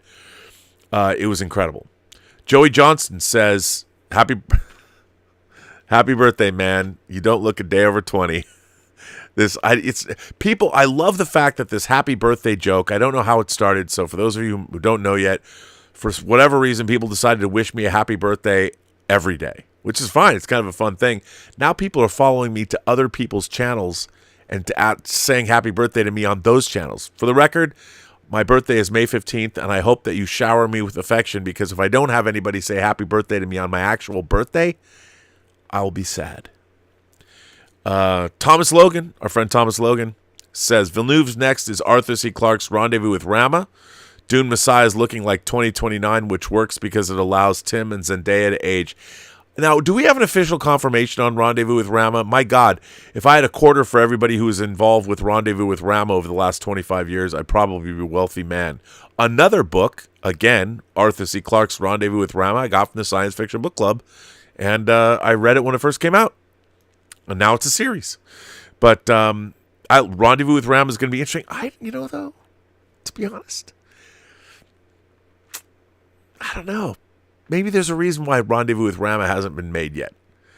I know Denis Villeneuve could do a great job with it, but do I want him to do that? If he could do anything, I'd much rather have him tackle Hyperion. If that's the movie, that Blind or better yet, Blind Sight. Those 2 books, Dan Simmons' Hyperion and Peter Watts' Blind Sight. Those 2. I mean, Denis Villeneuve could do an amazing job with those movies. But Blind Sight might be easier to do than Hyperion, unless they let him split up Hyperion. No, because you need 2 big movies. You need to make 4 movies out of Hyperion and Fall of Hyperion, and then you make 4 more movies with Endymion and the Rise of Endymion. But you really only have to make Hyperion and Fall of Hyperion. But whatever. If you want to read 2 great books, read the Hyperion. Just read Hyperion. Hyperion and Fall of Hyperion are 2 books, but they were written as 1 book. So if you want to read another science fiction novel that's totally amazing, Hyperion is the way to go. And if you want to read a book that'll blow your mind and really cause you to question your choices in life, read Blind Sight, Peter Watts' Blind Sight. Good stuff. Happy Console Gamer. How are you, Happy Console Gamer? Says, thanks, Rob. You recommending All That Jazz changed my life, too. Incredible film. Thanks. Oh, I'm glad you watched it. It's an amazing, it's a great movie about art and entertainment and the movie business and the theater business and how artistic people, if you're a guy that works in the arts, it's a pretty good bet that you're a fan of women as well. And if you want to drink in art, you probably want to drink in the ladies too. And while it might be a distraction. It's not something you can get away from. And all that jazz deals with all of that. So I'm glad you like the film. Sheriff Carl comes back and says, one of my all-time favorite films and books is The Thin Red Line. I love the visual soundscapes that tell that story. Again, Terrence Malick is a director that does the same thing in different ways than that Denis Villeneuve does. I mean, some of his movies, like I like Knight of Cups, but he's made a lot of movies recently. I mean, he was gone from the scene for 20 years. Badlands and, of course, Days of Heaven. But I love The New World. I think The New World does a lot with metaphor and meaning and just pure cinema. I mean, Terrence Malick, and of course, Tree of Life. Get that new version of Tree of Life that Criterion put out. Again, it's funny, I forgot to mention Malick. Malick is a guy that has that kind of artist's eye. Although I think that he's not as effective a lot of the time with, and Thin Red Line does the same thing. Thin Red Line was a movie that had a lot more dialogue, and a lot of it was cut back, and people even cut out of that movie to go more from a visual standpoint. Good call on the Terrence Malick of it all. Good call. Imagine Denis Villeneuve directing a Star Trek the Motion Picture type film. Well, yeah, I would love to see Denis Villeneuve direct a Star Trek movie like Star Trek the Motion Picture, because that would lend itself. Denis Villeneuve could have made an amazing Star Trek the Motion Picture, but that's what I miss from Star Trek, that kind of film. But then again, Balance of Terror is a great way to go too. But I would love to see a Star Trek the Motion Picture type of a movie like that. He would have done an amazing job. Jamie Sunday says, I'm going to see my favorite film ever, Saving Private Ryan in 35 millimeter at the New Beverly Theater, and then Dune in 70 millimeter. Long live cinema. Garrett Groover says, from your perspective, what's the worst case scenario for the Disney-Sony physical media deal? I don't think there is a worst case scenario. I think that it's the best thing that we have happening. I mean, if Sony is going to take over putting out Disney's movies on disc, first of all, they make great discs. And second of all, as long as, I hope Sony can say, I hope Sony calls the shots and go, we would like to put this, and this out. Because the people at Disney don't know fuck all about their own catalog. If they did, and the Fox catalog. I think Sony would be smart going, oh, you mean you guys have Kingdom of the Planet of the Apes coming out? Why don't we do a 4K box set? I don't think they have time to get it out before the movie does, but you know what? When Kingdom of the Planet of the Apes is eventually going to come out on disc, hopefully, and Sony will put it out, why not do a huge re-release of the original Planet of the Apes? Do it for the holiday season. Better yet, there's now 10 Planet of the Apes feature films. Do a Go Ape box set. Take the 4K discs that are already out and put the whole thing out. Put all 5 Planet of the Apes, original Planet of the Apes movies. Put Tim Burton's Planet of the Apes, even though I don't like it very much, but put it in the box set and do a whole big, gigantic 10-film Go Ape box set. Sony would do that shit. You know how I know that? Because Sony is releasing things like this. This just came out. This is, of course, the 4K Columbia Classics Volume 4. And for those of you unfamiliar, these are 6 films in 4K, including John Carpenter's Starman, with the short-lived series on it. And, of course, you've got, like, Kramer versus Kramer here. This is what Columbia should be putting this out with Fox movies, the Fox classics, and doing the same thing with the Fox library. Please do that, Sony, because why not? These things sell out. Weston says, Denis is obviously a master of spectacle, but are you moved by spectacle? For me, it's characters, dialogue, and ideas that do the heavy lifting. I'm starving for some Sorkin, Sagan, or Meyer-level writing in my sci-fi cinema. I understand that. There's nothing wrong with that. But he's not just doing spectacles like things blow up. I think he also works in metaphor. And I'll tell you something. You want to hear dialogue? There's a great scene in this movie. I call it the revival scene. You'll know it when you see it. And there's great dialogue. And John Spates is no slouch. So, but I understand that. That's what, Aaron Sorkin, it's a different thing. But as Denis Villeneuve says, where did Aaron Sorkin come from? TV. Yeah, look, I love An American President, and I love the movies he's directed. I loved Molly's Game. And he's great with dialogue, but as Denis Villeneuve would say, dialogue isn't cinema. It's TV.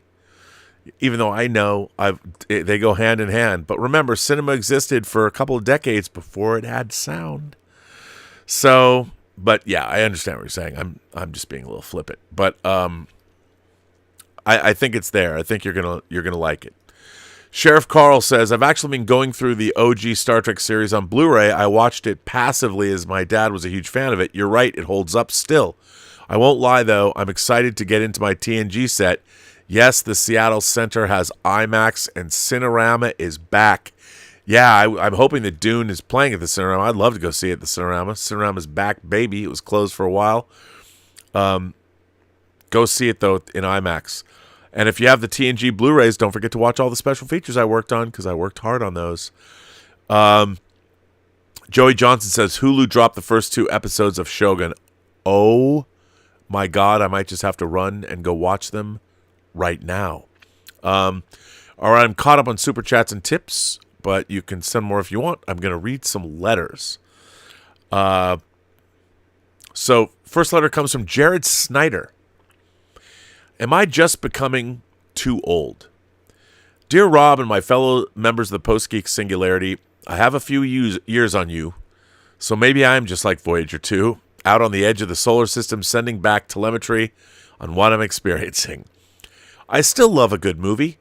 I have my guilty pleasures too, but I'm having a real hard time now sitting through much of what falls in between. This includes everything from Marvel and DC from the last couple of years. Maybe I'm just looking at that big clock up on the cosmic wall and saying, I don't have time for this. My wife and I recently experienced 2 great films that both played in nearly empty theaters. The taste of things is pure gastronomic porn. I've heard of this. It used to be called something else. I forget what it's called, but I've been hearing this talked about a lot. Beautifully filmed, a wonderfully sparse script, the sounds of nature, and spectacular cooking sequences. Take Elizabeth.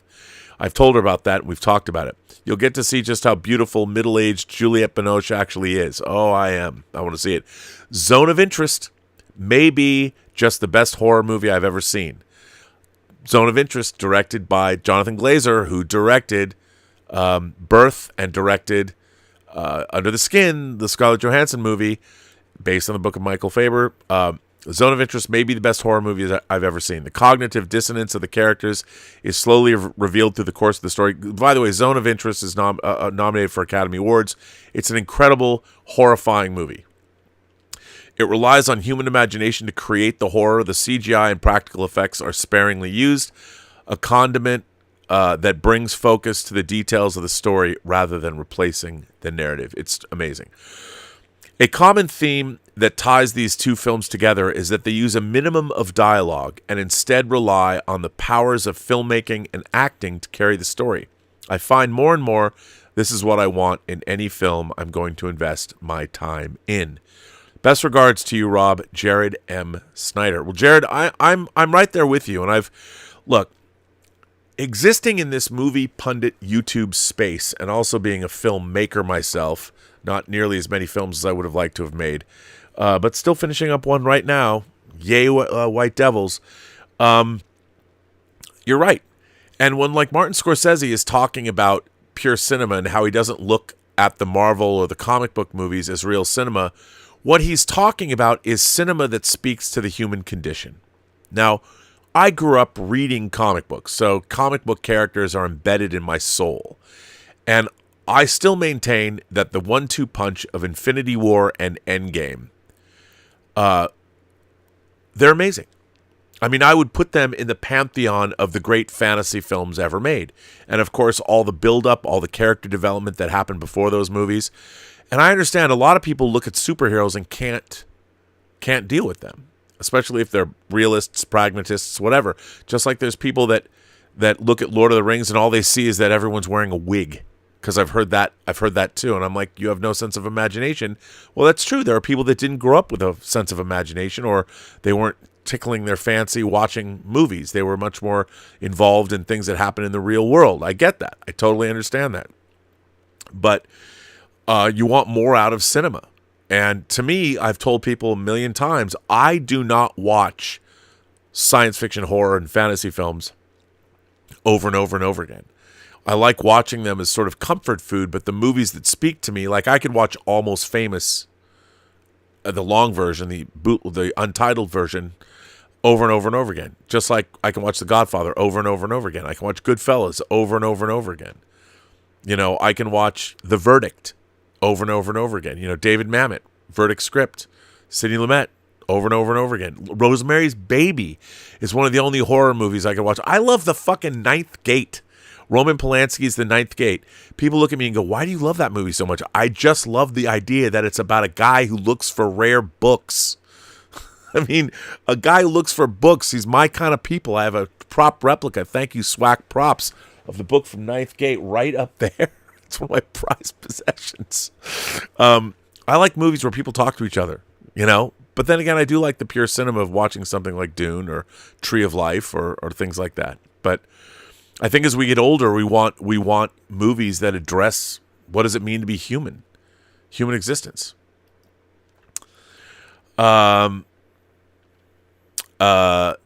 Mannanen says, after your review, going to see Dune 2 on Wednesday. I think you're going to love it. And I think you honestly will, in fact, love it. Batsy41 says, did I miss your super chat? I haven't. I just stopped for a minute. I haven't forgotten you. You started with bonjour. Well, I'll read right now.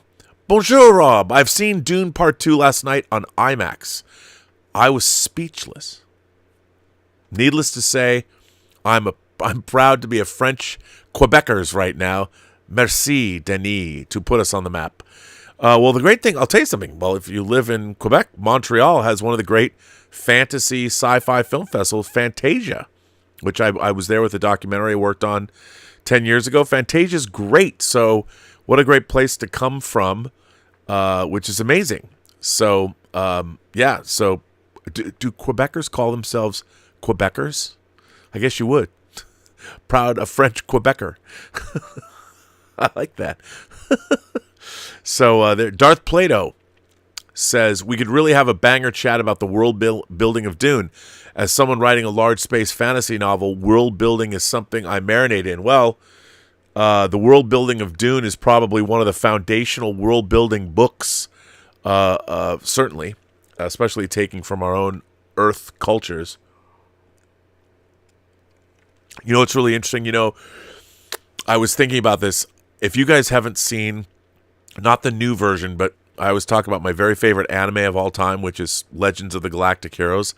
It's 110 episodes. The original series is 110 episodes. The original OVA series that goes from 88 to who knows when it ended, but I have the whole thing on Blu-ray. That's my favorite anime series of all time. Denis Villeneuve could kill that series. I would love to see. It would only take him, like, if you broke it in half and you did 55 episodes. If you did it as 55 episodes, you took 2 episodes and did it. It only, you know, he could do that for 10 years. It'd be the greatest science fiction TV series ever if he did it like Dune. But yes, Darth Plato, world building. That's where it's at. I'm right there with you. Patrick Wilson, P. Willie. I don't know if it's the Patrick Wilson. It'd be funny if it was, though. Patrick Wilson says, this is interesting. This is a good one. Regarding Chris Stuckman and film criticism, I vehemently disagree with your stance on Chris Stuckman with conditions. First, I agree he's a free person that can do whatever he chooses, and I have no desire to dictate how strangers conduct themselves. Second, I have no personal animus towards him. My disagreement lies in continuing to define himself as a movie critic while refusing to criticize filmmakers. After the Madam Web video, the designation doesn't apply. I'm cognizant that's how he began to ultimately make a living for himself, and I grant that making that not only making films doesn't abdicate his rights or his right to opinions, positive and negative about them.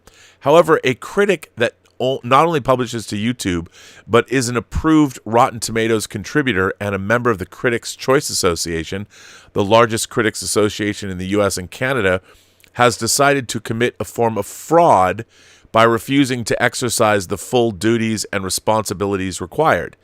It isn't enough for him to routinely begin to throw all blame at studios and leave it at that. It's disingenuous and demonstrates a lack of character in whatever measure to pivot to being above it all now that he's joined the group of individuals that have made a film. I have to disagree with you there, only because he told us that's what he was doing. If he didn't tell us, I think he's being disingenuous, but he told us. And yeah, he was a part of these critics, but the critics groups that he was a part of. And I totally understand your point. But the thing is, Chris Stuckman hasn't taken a vow of chastity when it comes to movie reviews. You know, he made a movie, and his making a movie changed his perspective on what he's going to do. And I would imagine if he gets to make a second and a third movie, he's probably going to move away from making movies almost entirely. But I don't think, what I would say about Chris Stuckman is I'm so surprised, and maybe the fault is me. I don't understand why I'm hearing so much pushback with him. I'm like, my God, the man made a movie. All I care about, I don't give a fuck what he does in terms of his reviews. I want to see what he made. I want to see what somebody who's been looking at movies for so long and talking about them on the internet, has Chris Stuckman learned anything? Can he make a great film after all the stuff that he said about movies? And everyone's totally worried about him being a movie reviewer. We have too many movie reviewers. But I understand where you're coming from, but I don't understand why we're not supporting Chris Stuckman in his efforts in actually making a film, putting his money where his mouth is. I would dare say the fact that he's taking a leap, and my God, he has, unlike other filmmakers that aren't mouthing off about movies, or complaining or doing whatever you do on the internet, he's gone out and made a movie. And the potential for, imagine, like you're already nervous as hell when you make a movie and you're showing it to people for the first time, but imagine if you've been a YouTuber for a decade talking about movies and you've made a movie. The pressure goes up tenfold. So, but I understand. Let me continue on. One of the reasons I respect your capacity to criticize movies while having one foot firmly planted in show business as well. I recognize that your comments toward bad movies or television shows almost always confine themselves to technical aspects, specific plot incongruities, or failures of execution. I don't require you or Chris Stuckman to savage people personally and behave like Rex Reed on a bad tequila binge. I do respect critics to call out failures in specific aspects like directing, editing, sound mixing, acting, performances, and any other positions that call for it. I agree with that. I can't take any reviewer seriously that refuses to do that. If Stuckman won't, I regard him as functionally useless for performing a public service that also contains a strong component of consumer advocacy as well as discussions of themes, aesthetics, or film history. Another element to the discourse surrounding this that troubles me is one that I heard you mention and that I've read several times as a defense for him. It's been a long-standing talking point that critics don't understand filmmaking until they've participated in it. Many, though not you specifically, then begin to wield that as a weapon to try and silence any layman from arguing in any film critique. As a retort, I would use the analogy that even though only a fraction of Americans have served in the military, it's under civilian control, even though we haven't experienced military service ourselves. I don't have to make a film to understand intellectually that it involves personal sacrifice, long hours, poor sleep, and high stress, as well as all the attendant triumphs. Thanks for your attention. I'm a 3-month member that parks my shuttle in the same launch bay, and I look forward to my first video members chat with you. Sincerely, Patrick Wilson. Okay, I got to say, this is a great letter. This is the kind of letter I really like to get because this is a very well thought out letter, very well stated. Patrick, I very much appreciate getting a letter like this. I don't think Patrick is wrong, and he makes a really, really good point. Reviewing a movie does not require anybody to have made a film. Because when you're reviewing something, by definition, you're talking about what did you think of it? How did it make you feel? And the best movie reviewers are bringing themselves into their reviews. So we're getting your opinion. Like, I would say this, though. The reason that I like movie reviewers is because I like the person behind the review. Like, one of my favorite movie reviewers, because I think she's very smart, she's well-read, and her opinions are, I think, very valuable, is a YouTuber named Impression Blend. That's her channel, Mariana Neal. I know, maybe people say because she looks like my ex-wife, and my ex-wife is Ukrainian, that's why I like her. She's a beautiful woman, no doubt. But she's also very smart. And when you listen to her reviews, I feel that her reviews are worthy because I've learned, like, she loves horror, and she has particularly good taste in horror, and I've discovered that she and I pretty much align our tastes. We definitely park our shuttlecrafts in the same shuttle bay. So when I watch her reviews about horror films, I tend to never miss a review she's done on horror. And I know if she's seen something that I haven't yet and she likes it, there's a pretty good bet that I'm going to like it too. Now, the thing is, as far as I don't know anything about her outside of her YouTube channel. So I don't think she's made a movie, but if I'm wrong about that, I'm wrong. And I don't think you have to have made a movie to be a good critic. I will say this, though. I think that just like the critics who wrote for Cahiers du Cinema, once you transition over and you start making movies, you can't critique movies in the same way anymore.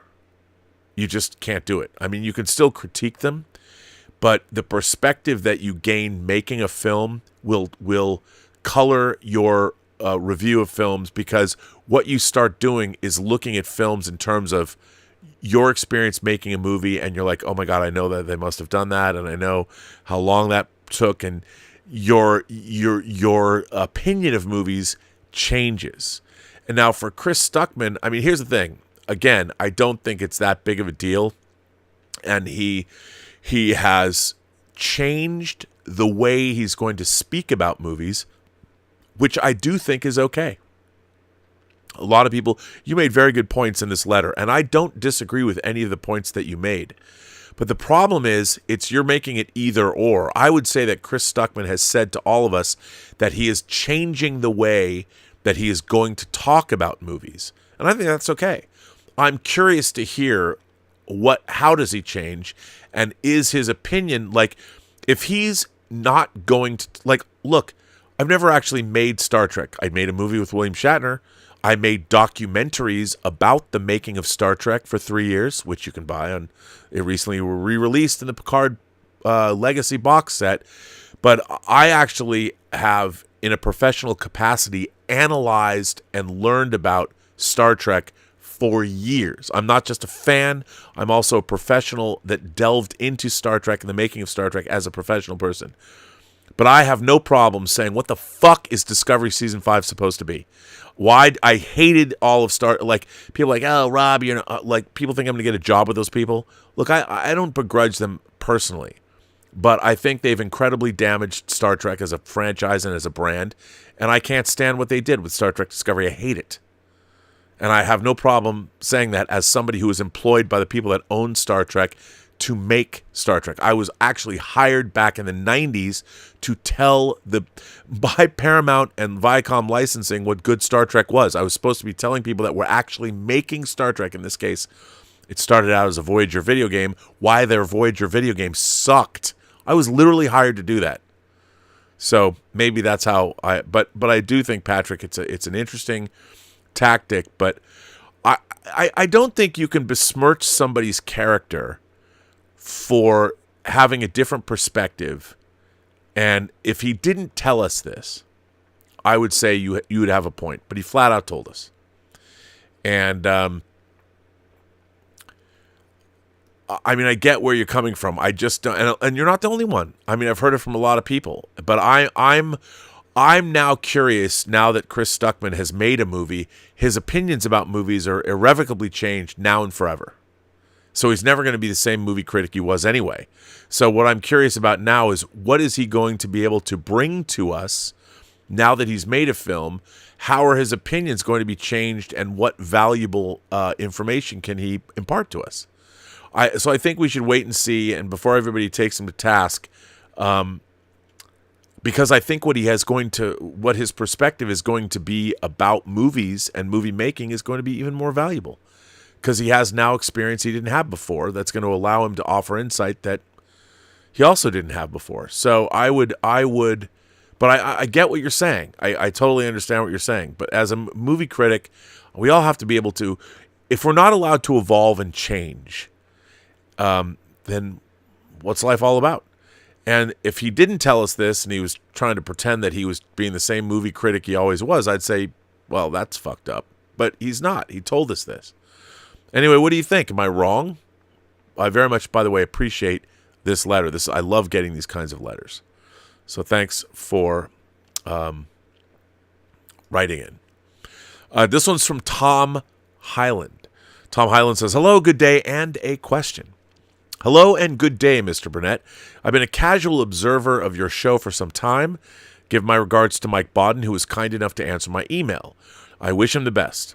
I am an Iron Age author on the spectrum with one published book to my name, and I operate a Substack. I'm 35 years old, and I grew up in L.A. until I relocated with my parents to Hilton Head Island, South Carolina in 2018. Ever been there? I did spend a summer in Greenville and Myrtle Beach, but I've never been to Hilton Head. I respect your willingness to do discourse amidst the polarizing times, and I want to thank you for it. Your show gives me hope that people from across the aisles of our society can get along and have a discussion without having to hate each other. As a child of the 90s, I actually remember a more civil time, prior to 9/11, when even in LA there was some common ground and mutual respect that could be reached. My family and myself are ingrained in the Judeo-Christian culture and mindset that built the backbone of our society. Do unto others as you'd have done unto you. That kind of deal. It seems like the woke mind virus that has taken root in our society is counter to the life principles that common sense and peace-loving people such as myself abide by. Do you think we've reached the peak of this hatred and that we will begin to return to civility, forgiveness, and peace? I choose to be hopeful and lean on faith, but it is a struggle at times. Penny for your thoughts. Oh, and if you want a link to my book and Substack, I'll post them below. Also, good video on Jaws. Oh, thank you. I'm a huge fan of the film, not so much the sequels, and Peter Benchley. Although I have to say The Deep is his best book. I hope you're well, stay safe, and God bless. Okay, well, I'll bite. I'm going to send, I will put these links here that you've included. So if the audience chooses to read them, they can. If I can put these in the live chat. Okay, there we go. I was getting that. So I'm going to put Tom Highland's links here in the live chat for everybody to check out if you'd like to do that. And they're coming through now, Con. Here you go. So there you are. And Tom, thanks for writing in. I very much appreciate that. And Jason Webster says, Yuki Yamada has won the most popular actor for his performance as Shinsei Maru crewman Shiro Mizushima in Godzilla -1 at the 47th Japan Academy Film Prize. That's pretty cool. Thomas Logan said Werner Herzog publicly bashed Barbie. Nick Palazzo bashed True Detective Season 4. Filmmakers are allowed to have opinions. Stuckman's spineless. I don't understand. Like, but Stuckman told you what he wants. He told you why he feels that way. I don't think he's spineless. I think he's realized that he doesn't want to actually critique films anymore the way he used to, because he himself made a movie. I don't know why people aren't focused on that fact. I think that's cool. Weston said, Rob, please don't take this as a dig on your critical eye, but I'm curious. I know you only said yes to 7, but were any of the no scripts successful? Oh, that's a good question. Weston. So what Weston is referring to is when I was a reader, a story analyst, as they say, or a creative executive. I've been all of those things. When I was reading screenplays for a living. When you read a screenplay, I was a staff reader at William Morris, at CAA, which are agencies, the Image Organization, Pierre David's Image Organization. I worked for Mark Levinson and Scott Rosenfeld as a reader. I was an intern, but I was reading scripts for them. And then at Silver Pictures, that was the first place I was a reader. So what you do when you're a reader is you read a screenplay. And what credentials do you need to be a reader? You don't. You just need to be able to read. So this is the first line of defense for any screenwriter, and it's terrifying. There are readers. So what you do is you read a screenplay, and then you write what's called a piece of coverage. And a coverage it's usually 2 pages. There's a synopsis on the first page, and then notes and recommendations and thoughts on the next page. And you either give it it's either a recommend, a maybe, or a no. There wasn't even an option to say yes. So when I read Andy Kevin Walker's script for Seven, it remained the only script I ever said yes to. Now, there were scripts I recommended. I read a version of Copycat, for instance, that got made into a movie with Holly Hunter and Sigourney Weaver. I think I recommended that. I read a early version of Face Off when it was much more of a science fiction-y story. I recommended that. There were scripts I hated, like Dr. Giggles, that I had to write multiple pieces of coverage on, and I had to make whammo charts about. That was a Silver Pictures thing. I hated Dr. Giggles. I thought it was mean-spirited. The movie that got made was different than the script I read.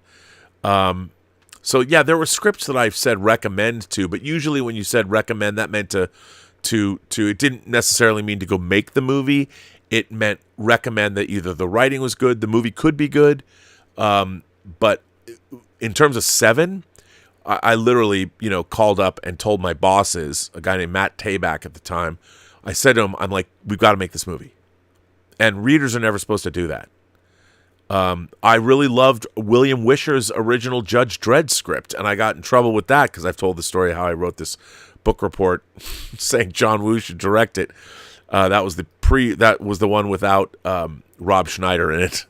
And I thought John Woo would be great. And when I was covering John Woo at William Morris, when Chris Godsick became his agent. So that, there is that.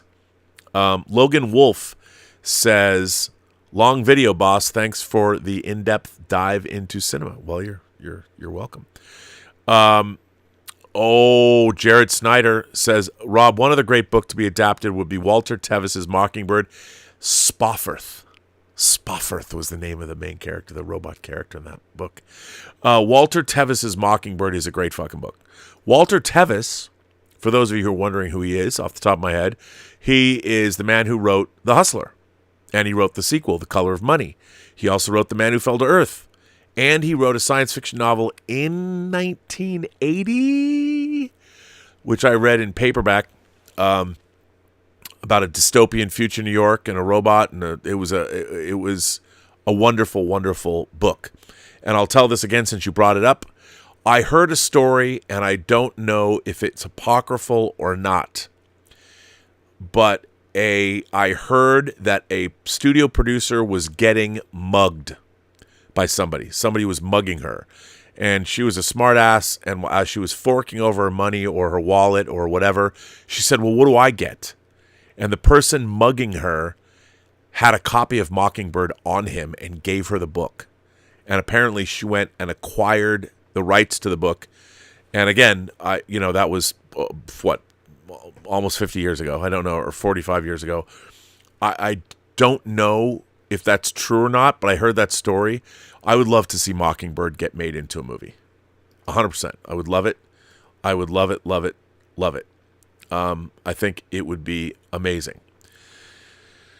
But yeah, but back to the thing with there were scripts I read that I really liked, and a lot of scripts that did get made. I mean, I read so many different iterations of Speed Racer and then the Wachowskis, but it wasn't very good. But then Speed Racer got made.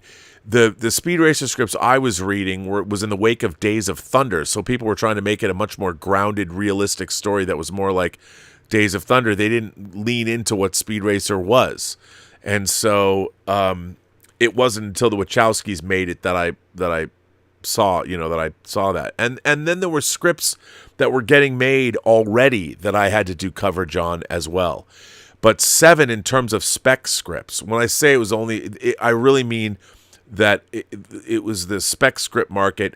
I mean, look, it wasn't given to me to read professionally, but like when I read when The Last Boy Scout was dropped on the industry, I read it that day, went all over the place all at once, Shane Black's Last Boy Scout script, and famously it sold for $1.75 million. I'm like, this fucking script's great. The same thing with Joe Esterhouse's Basic Instinct script, which sold for $3 million. I was like, I would love this. I can't wait to see this script. I can't wait to see this movie. I knew when I read those scripts. I have read a script that has not been. Nobody knows this script exists yet. I was sent a script by somebody that sent it to me to read and said I could talk about it, but I can't say what it's called and I can't say who wrote it. That's fucking bananas. and I read this script, and if I had read that as a reader, I would have read the script and I'm like, oh yes, make this script. Now, what's interesting about this script is it's already sold. And it's sold, just this script has sold for a lot of money. More money than I've ever heard. Now, from what I understand, and I don't know if this is true or not. I can't say who the script was sold to, but I know who bought the script, and I know who's producing the script. And I can't say who's. I'm not trying to be coy. I'm just saying that if I were to say these things, people would know, and they can't know. But this script, I read this script. I couldn't read this script fast enough. It was so good, so crazy. It's I've talked about before. It's a science fiction horror script. It has a premise. It's not like a science fiction classic script like a Blade Runner script. It's a twisty, turny, wow, oh my god, that was insane kind of a script. It's one of those. And as the producer explained to me, those are the movies that they're interested in making. And as a matter of fact, a trailer dropped recently. Maybe I can't say that because you could figure it out. Anyway, this producer told me that they are only looking for movies like that people go, oh my god, I don't know where. And as the producer put it to me, the scripts that he's looking for now is he doesn't want to know where they're going. When he opens the script and starts reading, he's like, where is this going? And this script that he sent me, I had no fucking clue. And the Act 1 and Act 2 turns, you're like, what the fuck? And I couldn't read it fast enough. It was so awesome. So if I had read that as a spec script, I would have said yes to it. And this same producer has sent me a couple of scripts. One is in production right now. And I don't know if I can say, I'll just say the name because no one told me not to. It's a movie called Companion. And it's a sci-fi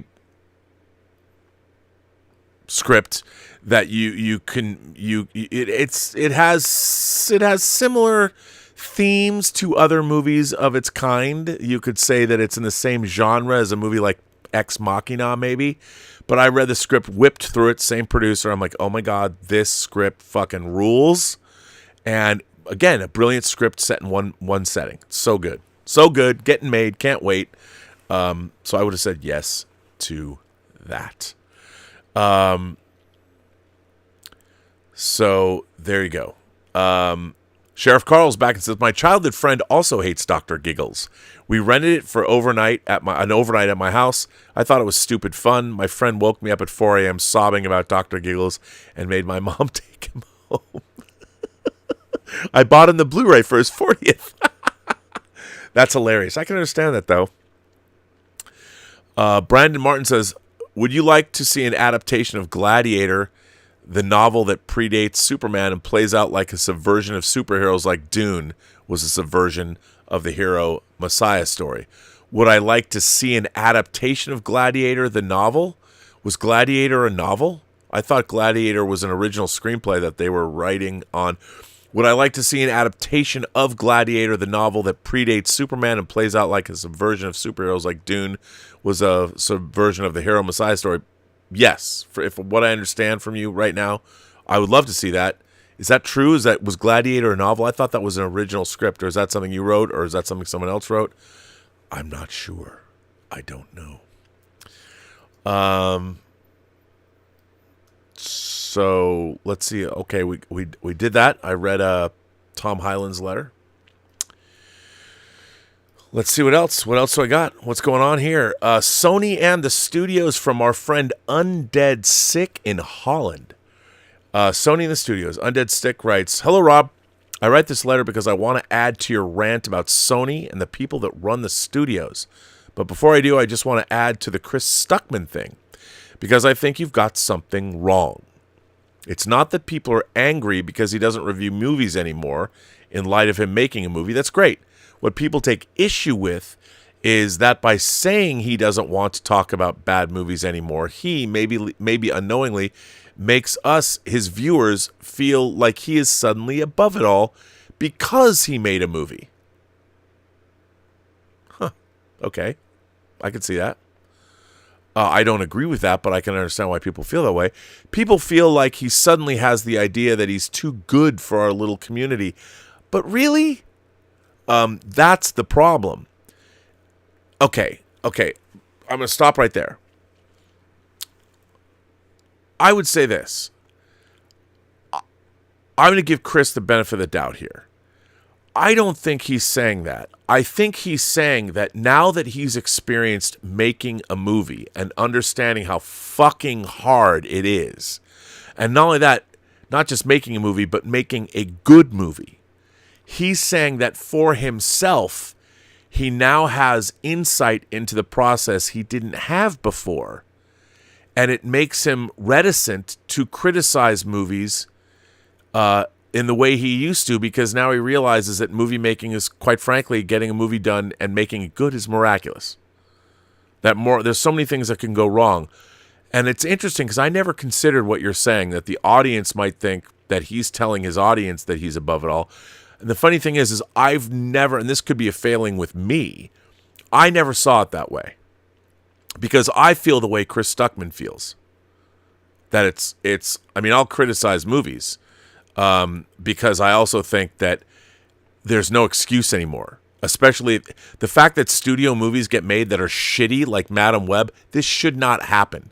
This happens because there's incompetence at a certain level. And like S.J. Clarkson, no shade on her, she's directed some amazing TV episodes, but to hire a TV director who's never made a feature to make an $85 million movie is fucking absurd. Because directing TV is nothing like directing a movie. When you're directing television, all the decisions that feature directors have to make are already made for you. The characters are already defined. The milieu is already defined. The sets are already built. The director of photography is already hired, and the look of the show is already picked. When you're directing on TV, you have very little leeway in which to move. You can direct the actors, you can pick some shots, but you also have to stick within the style of the show that you're working in. When you're directing a film, if you want to really direct the hell out of it, all of those things that on TV have already been done for you, you have to decide on. You have to decide on the sets. You have to work with the production designer. You have to work with the costume designer. You have to work with the hair and makeup people. You have to make all these thousands of decisions you don't have to make when you're making TV. And when you suddenly have to become a feature film director to be expected to make an $85 million franchise property as your first film out of the gate, you're absurd. That's absurd. I mean, but again, looks good on paper, right? Look, this person directed all this, so they must be able to direct a feature. I would say, no, they can't. Why would you want to do that? You have plenty of people that are actual feature directors that you could bring in that have actually made a feature. Why are you hiring a first-time director that comes out of television? You're asking them to do things they've never done before, which is not what you want to do when you're spending $85 million. So anyway, let's get back to your record, or letter. Again, this is our friend Undead Sick. Anyway, going back to the topic at hand about Sony. Here goes. I think you're 100% right about everything, but I would say that there's another problem that needs addressing, which I've seen not just in the MCU, but also at Sony and DC. One of the biggest issues that I see is that they don't just take these IPs seriously in any way, but I feel like they also, and this is not to sound arrogant, at some point have stopped listening to the fans.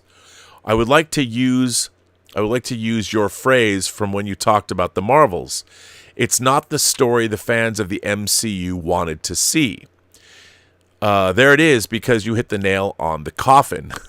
I feel like somewhere down the line, and I think it happened during Loki season 1, they somehow have forgotten who they're making these movies for. I totally agree with this. I know they have to make the films for a broad audience, but aren't we the target audience? Let me ask you this, Rob. Who knows these properties and IPs probably better than anyone? It is us, the Post-Geek Singularity, and I think that somehow they've lost track of that, even Lord and Savior Kevin Feige. I'm not going to say an unpopular thing, but I feel like it needs to be said. Oh, I'm going to say an unpopular thing, but I think it needs to be said. At the end of the day, no, it doesn't matter. No matter how much he is one of us, Kevin Feige is still a studio head, and I think that this has really started showing over the last couple of years. And again, read your frickin' audience, man. Let me give you an example of what I'm talking about. I'm really excited for Spider-Man 4, but given that you set up these things, Kingpin running for mayor, leaving behind a piece of the symbiote, Peter being alone without anyone knowing his identity, are you actually going to give us the adaptation of Back in Black, or was that just all a dick tease? You see what I'm saying? By getting that precedent, you are creating expectations within your audience, and if you don't deliver the goods after, there's going to be hell to pay. Thoughts? Greetings from Holland, Undead Sick. Look, again, there is a ridiculous thought in Hollywood that the fans are going to show up anyway. Well, they aren't. If they hear something that isn't good, the fans, they might go out of curiosity. But for the most part, your fan base is your canary in the coal mine. You want your fans to love what you've got, because if they love it, it's a good bet that society at large is going to love it too. But the problem is, there's this fans have got a bad rap because of the internet. Everybody can mouth off and bitch. Look, fans have bitch and moaned and complained since the dawn of time. They just didn't have a place to go bitch and moan and complain about it, where other people can see them bitch and moaning and complaining that aren't part of the fan community. And then fans start getting branded as ists and phobes and haters and bigots and all that, which is ridiculous. Fans want one thing. They want great stories, well told. That's what they want. They want great stories with great characters that are true to themselves. Like I said, the best fiction is the most truthful fiction. And what has happened is, with all of our IPs, there has been a there's this thing that, I don't know where this came from, that just because you have nobody ever thought about the Alien franchise starring Sigourney Weaver. They made 4 Alien movies where Sigourney Weaver was front and center in those Alien movies. No one ever thought that people thought, I don't know if people are going to go if a woman is at the front of those franchises. What if guys decide not to go? Nobody ever said that ever. No one ever thought twice about making Ripley the last survivor of the Nostromo. No one ever thought that. Ever, ever, ever. And Alien was a big hit. Aliens was a big hit. Well, Alien 3 had a lot of problems, but even Alien Resurrection stars Sigourney Weaver. Not a great movie, but interesting, especially in retrospect. Nobody ever thought not to put a female lead in that film. I mean, originally you could say that the sex of the characters in Alien, it was kind of generic. So you could cast anyone in those roles. And Ripley wasn't necessarily supposed to be a woman. Interesting choice to make her a woman. No one cares whether the lead in a movie is a woman or a person of color or whomever. What they want is a truthful piece of fiction. That's what they want. And what's happened is there is a wrong impression that, we have to be more inclusive. Now, here's the thing. You have to start thinking about, okay, if you're going to put a character in the lead in a movie and you want the movie to appeal to the most amount of people, I can understand wanting worldwide. Remember, on a global level, I heard that on a global level, the black population of America, which is about 13 to 14%, well, globally, that's true of white Caucasian people. Globally, there's only 13 to 14% of the population's white. In America, it's different. So if you're making movies in America, suddenly deciding that you're going to thrust people, unrepresented people, or people that have not been represented, into the leads in stories doesn't make a whole lot of sense, because those leads represent a small amount of the population. They don't represent the majority of the population. Now the population demographics are shifting, and they're changing. I would say this. Nobody gives a fuck what kind of person is the lead in your story. They don't care, especially fans. They don't care if your character is black, white, straight, gay, Republican, Democrat, trans. Take your pick. If the story's great and the character is beautifully realized, people will watch anything. The problem is stories themselves, the truthful nature of the fiction is being subverted for another agenda. No longer are great characters and great stories the law of the land. Representation's more important.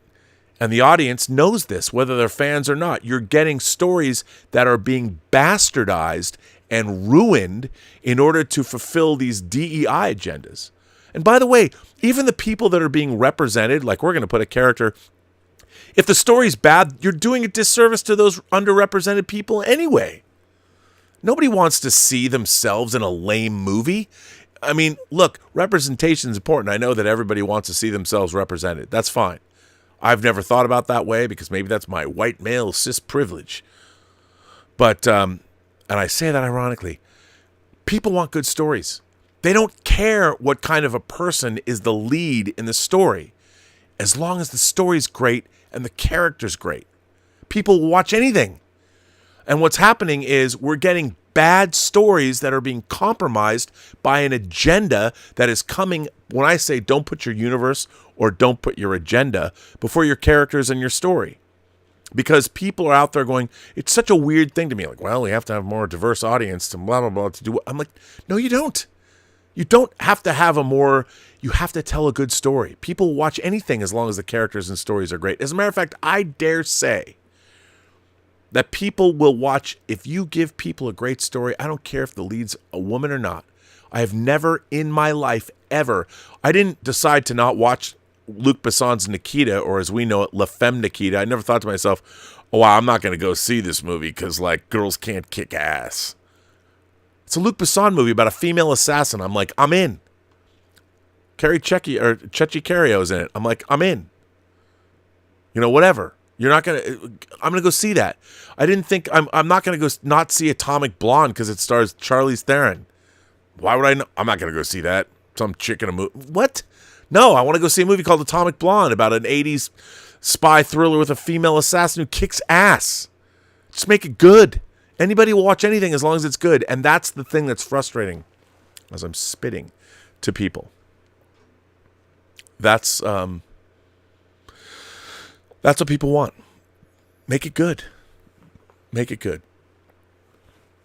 So yeah. And I don't know why that's so hard for people to understand. And you know what? Everybody wants that. Nobody wants to see a character, especially a character that represents whatever underrepresented group they're from. Nobody wants to see that character in a shitty movie. No one's going to be like, I loved seeing myself, but that movie was terrible. No, people don't want that. They want to see representation in a great film. And nobody wants to be pandered to. So, anyway. Scott Bartholomew writes in and says, how does anyone get through the door with an idea or a script? I've got several ideas, but for an outsider, how does that door open for an individual? It's really hard. First of all, the reason you have to understand that the reason that there are gatekeepers and doors to the industry is, to be honest, one, there's already so much crap that people have to read from within the industry, coming from amateur writers who've never done anything before. There's no reason. There's no reason to even delve into that. There are screenwriting competitions. I've always suggested to people, the Blacklist is always having stuff. That's the way you should, if you want to write a screenplay or something, go and start with screenplay competitions. But another reason that people don't really think about is legal. Like, let's say, for instance, I'm working on a story, like there's a news story that comes out. maybe some, I don't know whether it's an actual true story about, I don't know, a school shooting, like Denis Villeneuve made a movie about a school shooting. But if something comes out, some major news story, there's 25,000 people that come up with the idea of like, oh, this gives me an idea for a story. And of those 25,000 people, 150 of them put pen to paper and actually write something out. And somebody sends it, say, to me. And I find a script about this other event, this exact same event, that somebody else wrote. That's a fantastic script. I'm like, I'm going to go ahead and make this. Well, the other person that also sent me the idea is like, you stole my idea. Even though I didn't. But that's why it's hard to get people. Like, I can't just read anybody's scripts. You know, I can't. Because even though I've only ever really worked in the low budget film arena, even if I open myself up to legal problems. And here's the thing. The people that get mad, make the most noise, are the people that are the least professional. Because they're the ones that immediately think, this person stole my idea. They don't understand that part of what gets written is come out of the zeitgeist. So there's an idea will suddenly find its way. You know, a documentary will start airing about whatever, and somebody's like, I'm going to write a fictional version of this story where, you know, Jane Fonda plays somebody who's a TV reporter and sees a nuclear accident, and she accidentally films some of it, you know, and you end up with the China syndrome. But then you also get like 20 other people that wrote the same idea based on something they saw. So that happens a lot, and everybody's got ideas.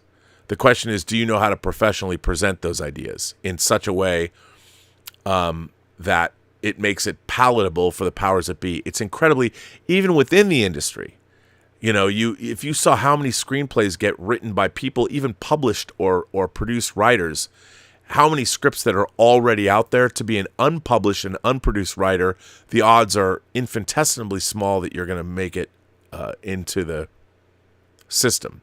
But that's not to discourage people. Joey Johnson says, as you would say, nobody knows fuck all. They don't. And by the way, another thing about the industry is a lot of people read scripts and they don't even know what's good. You can tell what good screenwriting, though, is very apparent. You can see it on the first page if somebody knows how to write a script. You just can. People either understand the form or not. And like a telltale sign is anybody that tells you what the camera sees. Now, this is not a hard, fast rule. But if someone says, we see, or the camera glides, or anything like that, I'm out. It's not your job. If you're a screenwriter and you're writing that in your script, you have already failed.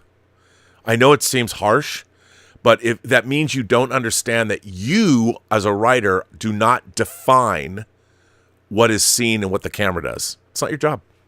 And if you're relying on that as a writer, you have to rewrite that, because figure out a way to explain it without using a camera move. That said, every one of you can go out there and find some screenplay that uses a camera direction. It's not, and it's true, because sometimes somebody will say we see and it works, and published screenplays have that. But as a rule, don't do that. Because that gives away the same way that I've always told people, don't put 3 Brads in your scripts. You know, the fasteners, 1, 2, 3. You have 3 hole punch paper. Don't put a fastener in your middle a hole. People won't read it. I know when I was at CAA, they had a pile and you had to read. So you'd have weekend reads, and on the weekend read, because when you're a reader, you have to work 7 days a week. And the weekend read, you'd take 4 scripts, 2 scripts a day for the weekend, and usually you had to take a 5th script. And the 5th script you had at CAA, you had to take one from the unsolicited pile. Somebody who worked at CAA's friend wrote a screenplay. Hey, can you get it to the agency? And they would throw it into the pile. And when I was there, you had to get to CAA first thing when they opened, like on Friday. Because if you were a reader, if you were not a staff reader, but if you were a freelance reader, and you had to read one of those scripts, you had to get there by Friday in the AM, like first thing when they opened, because if you didn't, any script that had 3 Brads, I'm not taking that script. And any script that had a cover page that had anything on it other than 12-point Courier, I know it seems crazy. when I would look at a title page, I would give I would go up maybe a font size as long as it was still Courier. And then if it was 12-point Courier, it could be bold and it could also have an underline. I would take those. But anything more than that, if somebody had like a logo as their title, I'm like, I'm out. I'm out. No. Any pictures or anything like that, gone. And you're like, no. Because anybody who's done that doesn't know enough about submitting their screenplay to show they've already tipped their hand that they're an amateur. And I know I've told this to people and they get so incensed at me when I say this. I'm like, bro, don't shoot the messenger. I'm just telling you, when you submit a script, because here's the thing, when you've written a screenplay, it's such an accomplishment. Like even the weight when you print it out, I know. It's like I can't believe it. Here it is. Here's my script. It's amazing. Just to even write a screenplay is amazing. But then everybody, has this thing. I'm just telling you, if you're going to write a script, 12-point Courier. I always, for my scripts, and I'm working on 2, my scripts are 12-point Courier. I do put the title bold mostly. It depends who I'm sending it though too. If I'm just saying like if it's like somebody in the industry, somebody big that's gonna take my, and by the way, whenever you send, even if you have a friend that's a producer, they're not gonna read your script. If they have a production company, they're gonna give it to their reader and he's gonna read it or she's gonna read it or they're gonna read it. And if they read it and the person says this is pretty good, then maybe your friend will take a gander at it. Maybe. But if it's going to somebody in the industry, 12-point Courier, not even all caps. Just the title. Just that. That's it. Just saying. Don't take my word for it, but you should. So nobody knows fuck. I'll tell you, when you put 3 Brads in a script, people know not to read it. I'll tell you that. They certainly do. So yeah. But on that note, everybody, I'm going to bring this lovely chat to a close.